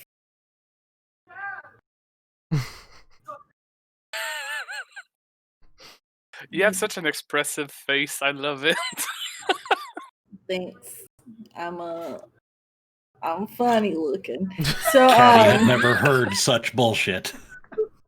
It's just, like... I like try to strategically be talking whenever they get like a little bit noisier because I'm like, all right, they're getting rowdy. I'll go ahead and say my piece, and then it's just like cats talk over everything. I don't have that many words. So you said that it's Haley 7, Haley 3. Mm-hmm. Okay. So while they're like an overreaching kind of organization with contracts with like multiple interests, it doesn't necessarily seem like they're specifically looking to engage with the Seldrosi Empire, the Sphere Mandate, or hand us over to them. They don't have any obvious ties to those organizations. The only tie to someone you know is Crest League. Crest League, yeah. They have an amicable relationship with Crest League. Okay. But aren't currently working for them. They have no current contracts with them, but they completed their contract, and everything is copacetic. It's so an amicable business relationship with the Crest League. We have cleared that. It's just that they're not. It's not like they're actively have a contract to hunt down Razik.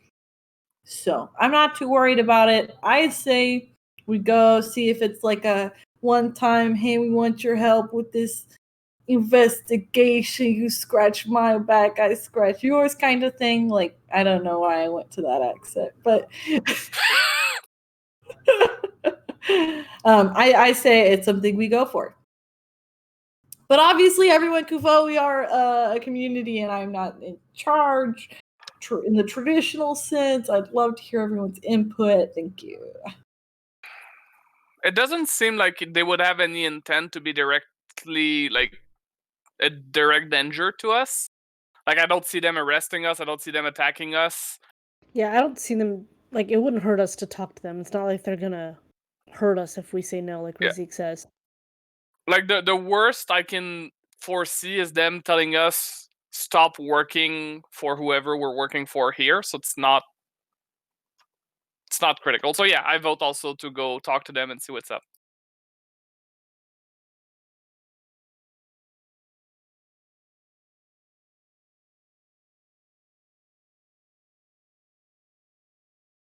Is that consensus? I haven't heard from Vegas, so okay. Yeah, I think. Yes. Shall we cut Sorry. to 1100 hours the next day with you guys docking at Haley 3? Okay, so there are 9 Haley stations, and only Haley 7 is open to the public. So entry into another Haley station, you have to have permission, and so you guys are basically escorted by a wing of fighters to your docking bay. It's a whole thing. You guys arrive into a closed docking bay, and the blast doors behind you close, basically closing the Involucre within the Haley station. And 4 armed individuals come out to meet you. 3 armed, 1 not, and they're in Trio 2 uniforms.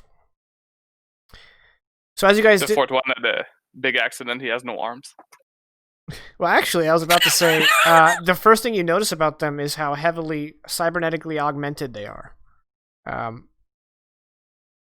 Each one of them has, like, exterior cybernetic augmentations. Like, one guy, you can see his hands have, like an exoskeleton built over them. The guy who isn't armed has, like, a visor built into his face that covers one eye. Yeah, all kinds of mods. Right when I said that, I looked over at Vegas, and I don't know what happened, but there was an effect that made his eyes turn red. I don't know what happened there. I don't know if your glasses were reflecting perfectly. Don't expose him. Oh, shit. Vegas is not a Cylon. I'm angry.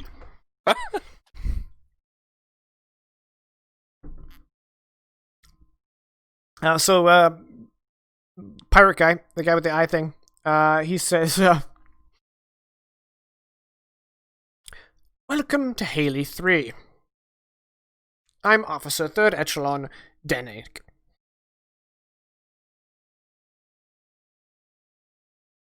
I'm here to escort you to your appointment. These men are to ensure that you do not bring any weapons beyond the hangar."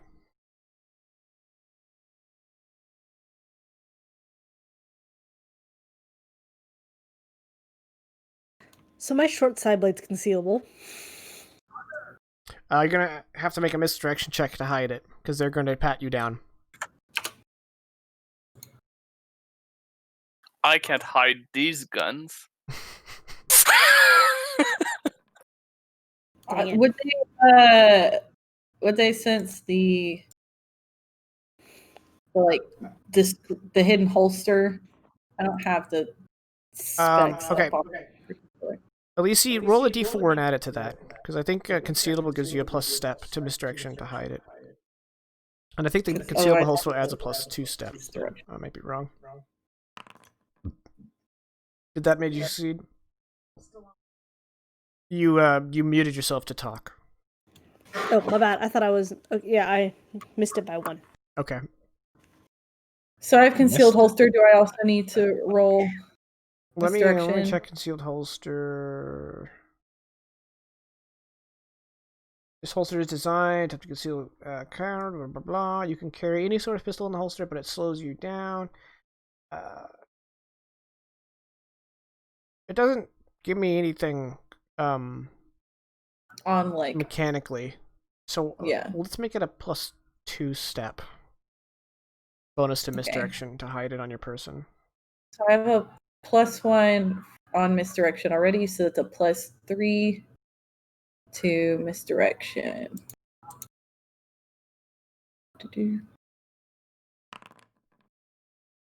Okay, so Hypoist is strapped, and everyone else has to That's disarm. excellent, my boy. So Can I convince them that the stunner doesn't actually hurt by shooting myself with it? No, they're not going to care.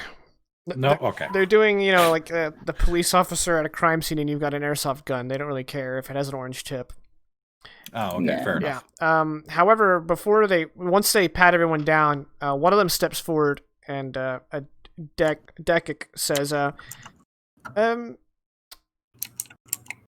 Miss Lynette, it is customary for psychics such as yourself to wear one of these. And one of the guard produces a circlet. This device will inhibit your telepathic and psychokinetic abilities as a precaution for the esteemed associates behind those doors. Or you can wait here. The choice is yours. Alicia looks very annoyed, but she does agree to it. Okay. Partially because I'm like Razik and I have something that can't be disarmed. Claws. Klaus. Alright, so you put on the circlet. And while you're wearing the circlet, you get a -5 step to telepathy and psychokinesis check, and you get a -3 step to ESP, but it doesn't affect your mind over body if you have to make a mind over body roll, which is not really a thing that happens much. Very well. Oof. Now that that's all in order, if you'll follow me. And Deicus leads you through the halls into what basically looks like an isolated sort of conference room.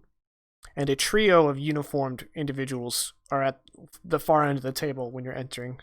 And as soon as you all come in, Deicus helps each of you, pulls out chairs for each of you. And once you're seated, he makes his exit.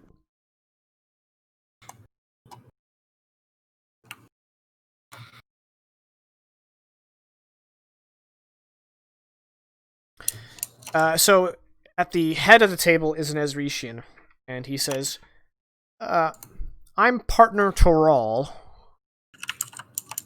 and I'm the one who has the job for you.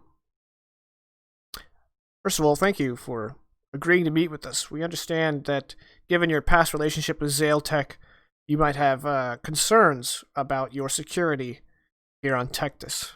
But I assure you that Baralar makes far too much money to care about the individual bounties on any of you, and even the collective bounty isn't really worth the trouble.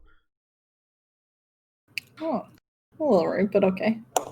I just super briefly, because it just occurred to me, with that being mentioned, obviously Irene still would be hood face covered. Okay. So,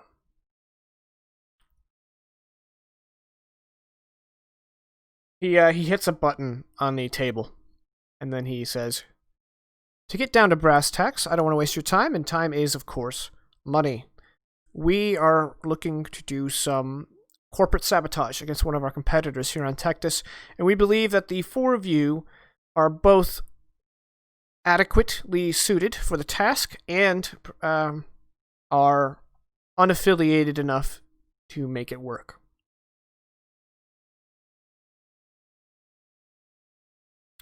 I assume you followed the flight path we provided to arrive at Haley 3 to our specification? Yeah. Yes. Yes, sir. Yes. Oh, excellent.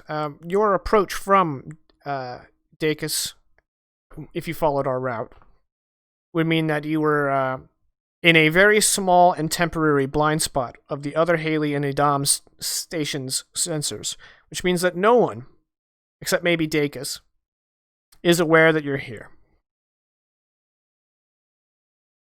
We have a small team of mercenaries, but we believe they are, at present, inadequate for the task at hand, and we believe the 4 of you can help lead and complete the objective. Are you interested?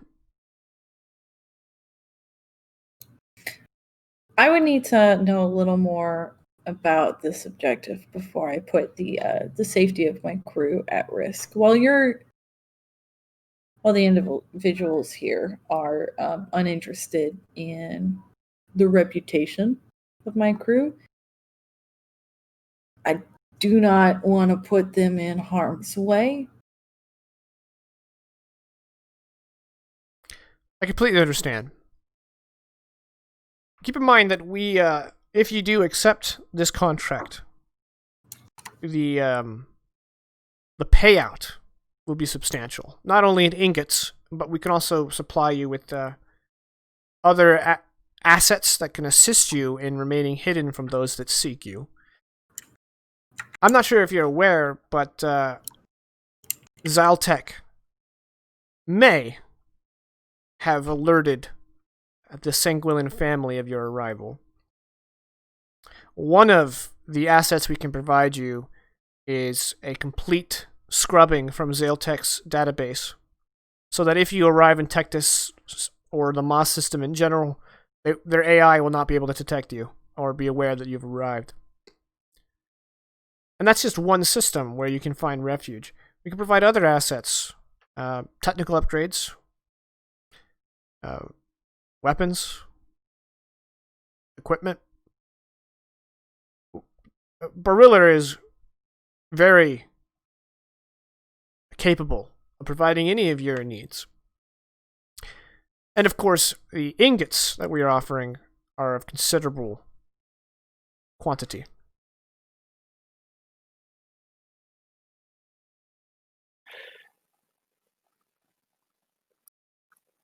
Without revealing too much, because I'm assuming as long as we don't say yes or no to whether we're interested or not, you cannot reveal more.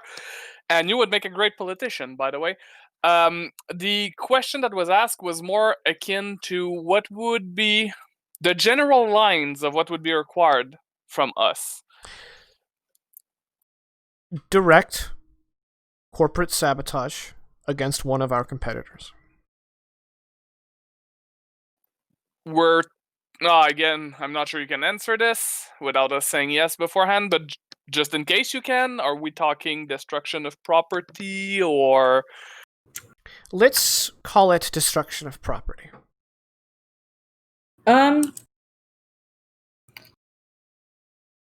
Without getting into the details, I want to include as part of our agreement a right on the behalf of my crew to requisition supplies from wherever we are, targeting for the purpose of... If you're asking for the right to loot, if it damages our corporate rivals, I doubt we have anything against it. Okay, cool. Yeah, I'm interested in your offer. I'd like to know more. In fact, we are accepting your... we are accepting your... Is everyone okay with this? I know Irene So far, I am. already got like glitter in her eyes. Raziq's okay with it. Elise? Well, I see the advantages of having our ship scrubbed so they can't find us, so yeah, I'm in. And Yeah, we are aware of your rhetoric, and though it may not be of interest to you, having a corporate ally here at Tectus would certainly help you at least avoid your enemies. Mm-hmm. So, since we have your verbal agreement, let's talk about the job. I don't know how much you know about Tectus or its operations here, but each Haley station has a space elevator. The job is quite simple. You will pose as a third-party organization, and you will sabotage, in a very public manner, the space elevator for Haley 9.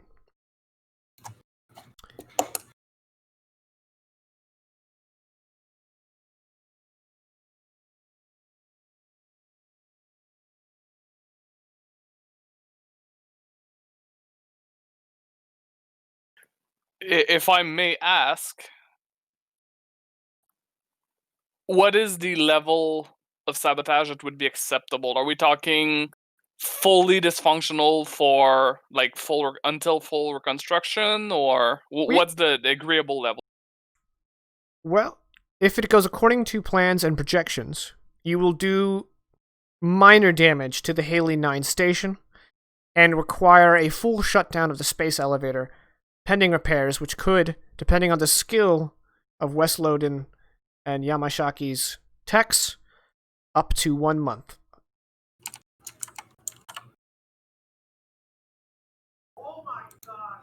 The Right? damage the damage to the station, we do not expect collateral damage to civilian life. We're not ruling it out.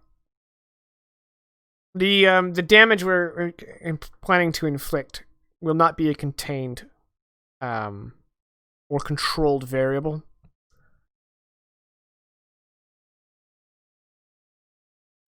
So, hypothetically, could your objective be accomplished if the damage were controlled and containable? If you could find a way.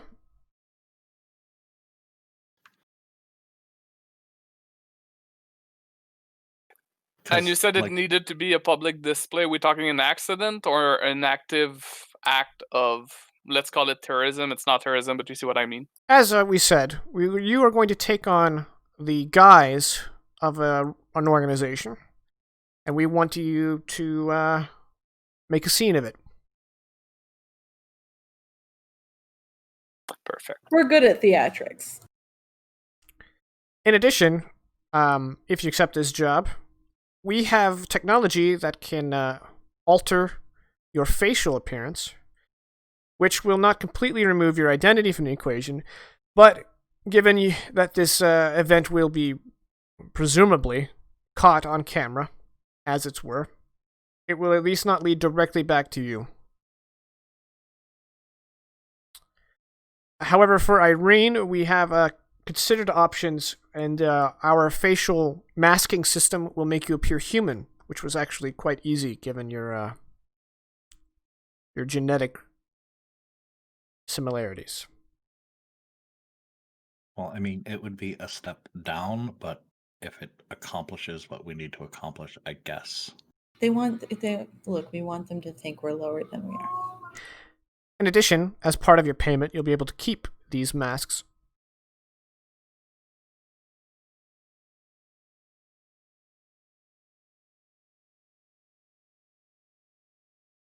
Well, I mean, we've accepted the job. Irene, can you contain that whatever so we don't hurt people? That's what I'm thinking. I have to take a look at the ordinance. No and ordinance. Have a little bit of... So, he hits another button, and the wall between you turns into a screen, basically. The assignment is to seize control of the planet-side station of the ethereal space elevator for Haley 9.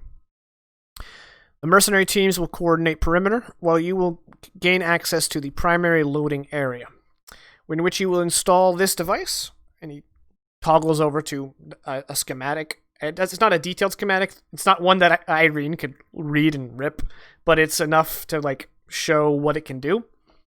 To the primary conveyor, this will cause a relatively irreversible acceleration to the conveyor system, and then you will launch the current load, the shipment that would be housed in the conveyor, up into Haley 9. It will exceed safe velocity and overpower the reception net of Haley 9, causing structural damage to the reception area. That's where we suspect there will be dock loaders who will be casualties. Also, if the damage is larger than predictions, we have a variable of degree of damage from anywhere from minor structural damage to severe. the ship will suffer approximately 3% decompression.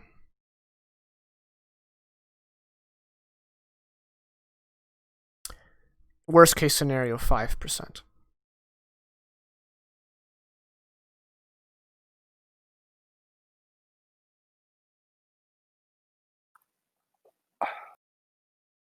I'll be honest, as a medical practitioner, I'm not too keen on civilian casualties, and these sounds like high numbers to me. Well, Irene, we will provide you with the math that our scientists went over, and if you can find a way to mitigate damage and prevent decompression, you're completely authorized to minimize damage. We do need the reception area to be crippled. That is the objective. If we disable both ends of their conveyor, they will be unable to ship food for about a month. The projections on their trade loss will be effective.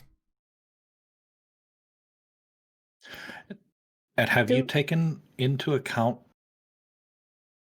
upping your own shipments to compensate so that completely uninvolved civilians are not overly burdened by a food shortage? We are prepared to seize this financial opportunity.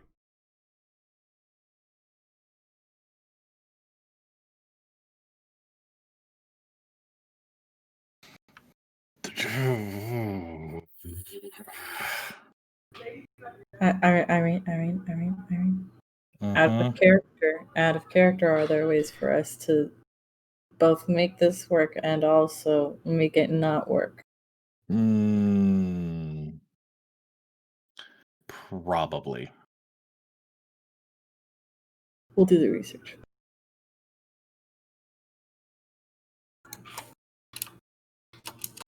As for your cover, your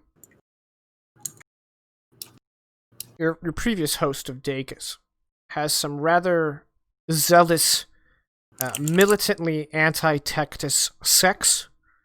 We have a suitable candidate for impersonation.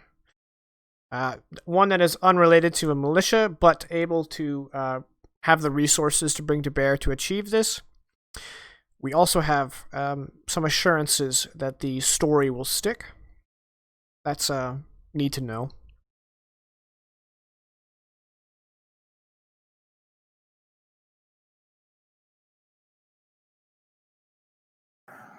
I can't exactly say I am comfortable with this before seeing the specs on everything and seeing what we can do, but I'm open to it if we can minimize casualties. And if you can't, I'm sure we can find a sum that would ease your conscience.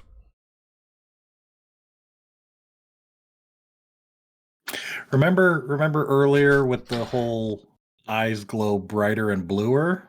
Yeah. Yeah, Irene's eyes just glowed. Had glown. Past participle of glow. Brighter, but took on a reddish tint, if that's even possible. So they kind of got a little purple, is what you're trying to say. Yeah. Like she was not at all happy with that insinuation. Well, remember who you're doing business with. Yeah. Now, as for payment, payment in full upon completion of the objective. Any operational equipment will be provided and included in your fee, including but not limited to the masks we've prepared for each of you.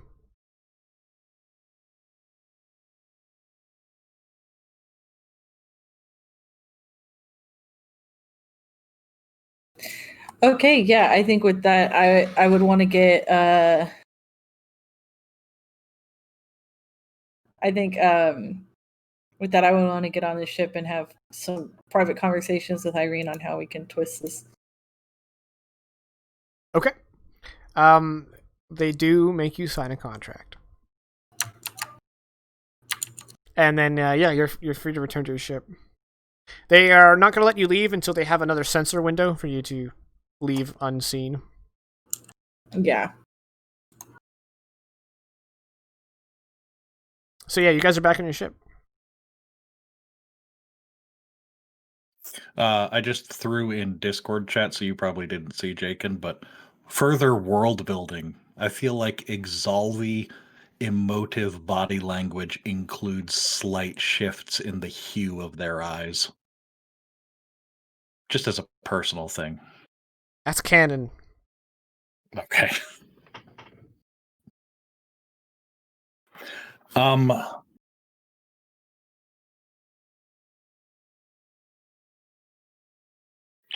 Razik, I want to thank you for putting very fine words to my thought process there. And I want to point out that I never signed up for corporate terrorism. So let's do everything we can to avoid being branded as that. I definitely, I was told it was like, I was not signing up for corporate terrorism. On top of that, it would make a Deicus a target of more.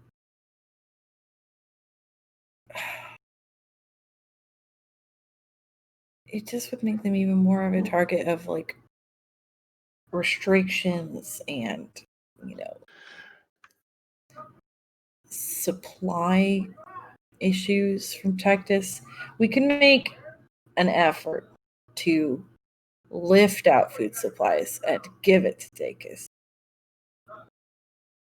But it might be, Well, he did say we could loot, so if you want to take this, we could take the food supplies, but still we're going under the guise of like militant Deicus groups that we like and we support.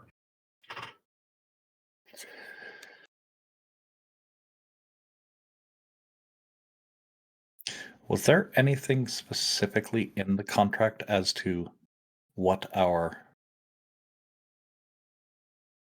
identity was supposed to be? Yes, they had Was that- established personas already. Right, but was that explicitly restricted within the contract? Actually, they don't have Or- personas; they just have new faces. Yeah, but I think you implicitly said, Jakin, that it would be members of the military from. No, that's the organization you're impersonating, but you're not Yes. impersonating individuals of that organization. And Right, Irene but- is asking if that was outright written in the contract or if they had forgotten to add those specifications. Oh, but the contract is ironclad. Yeah. They want to pin this on a very specific group at Deicus. And all the mercenaries have already been briefed to that effect, so you can try to shift the plan, but that would be going against the deal. Right. I was just wondering how much wiggle room we were given on that. Because if we could shift the narrative slightly to not put further burden on Deicus, that would be preferable, but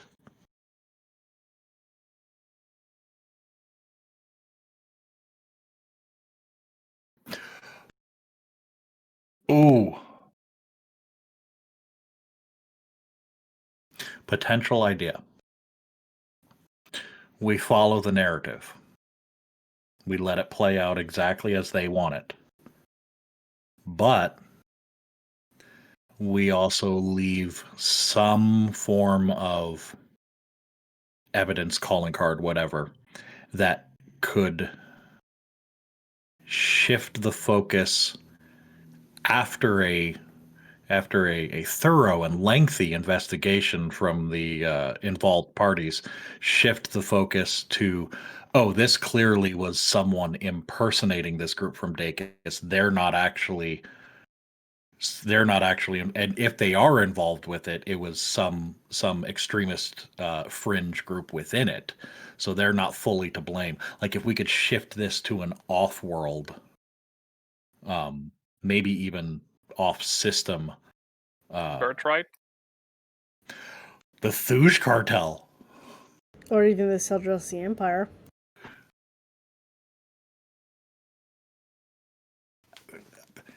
I might be overthinking things here. I see what you're going for, though. You leave like just the tiniest pigeon of a clue that down the line it'd be like, wait a minute. Where's actually reasonable this guy? doubt. Just reasonable doubt. That's all I'm trying to throw into it. Yeah. Something that makes it inconsistent. But doesn't lead back to our employers.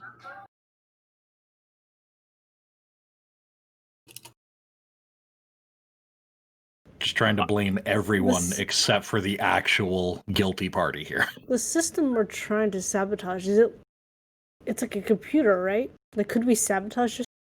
From what little information Irene has on the device, is that this thing literally is going to plug directly into the conveyor and manipulate it, and then the device basically self-destructs, so that the damage can't be just. It's not something they can just change a number on a program and fix it. This is like a mechanical shift that has to be mechanically reversed. It's like the opposite of the Keanu Reeves classic speed. I was thinking like maybe we could like leave a little hint, like coding or something like that. That, you know what I mean? Like if they look, it's mechanical, not coding. It's not a mechanic. Yeah. Speaking of, they're trying to shut down their system. Is it possible that we could send up something up there that would destroy their system without blowing it up, like an EMP? From what I've picked up off of what was explained, no, because what it's doing is it's taking these crates of supplies that are being shot up to the station at high speed to begin with, and it's shooting them even faster so that it's not, like you said, it's not ordnance. It's literal, using the like device just as a projectile, blunt force. We're turning this into a food cannon, into a more powerful food cannon. It's already a food cannon. I'm having traumatic flashbacks to a certain T-shirt cannon that almost gave me a concussion. I really wanted to go to that con. My dad said no.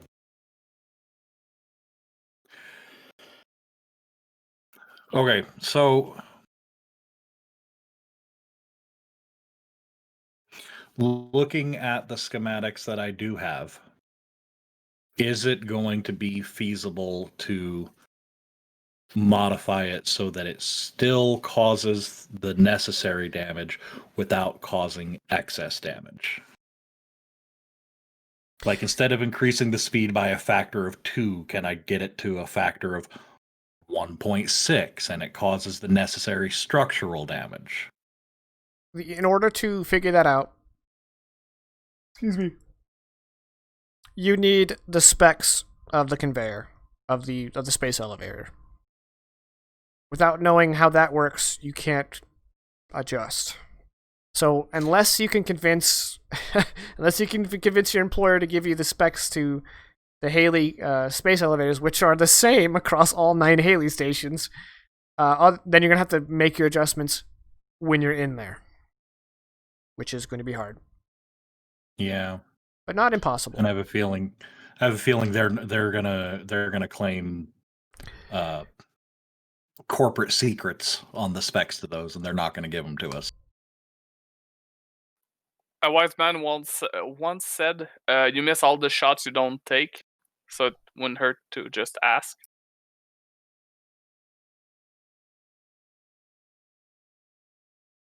I know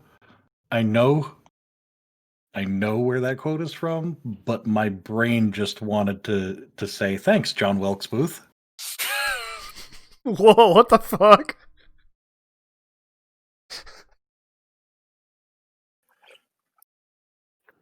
But anyway, we should probably Yeah, I'm in a just dark ask. place today. Yeah. We should probably just ask. The worst that it can do is say no. Okay. We're gonna end the session. We fade out to black, and then a kind of like flicker of a monitor shows up on the camera, right? And then a blinking underscore in green next to a greater than sign, like a line of code, and then the words are type out Agent 237, and then an enter. Mission is a go, and then an enter, and then an image of a blue eye, and then a hard cut to black. And that's gonna be the end of the session. Now, No. You don't get to end it like that. I do, in fact, actually, I do.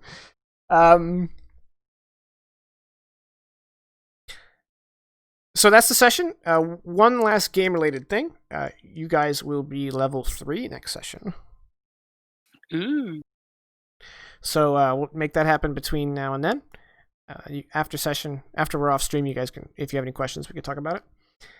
So let's go ahead and get to shoutouts. Who wants to go first? Vegas.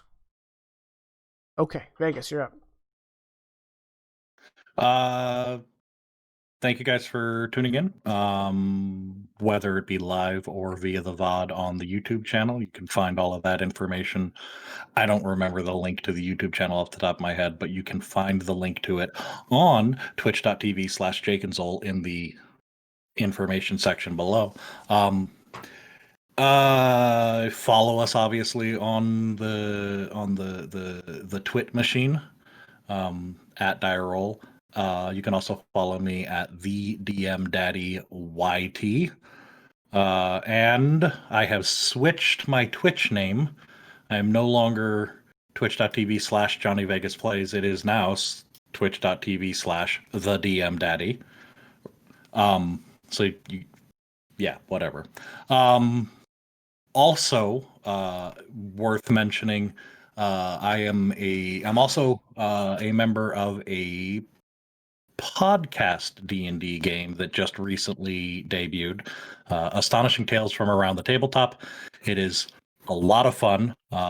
It's basically D&D in a world resembling 1930s Earth.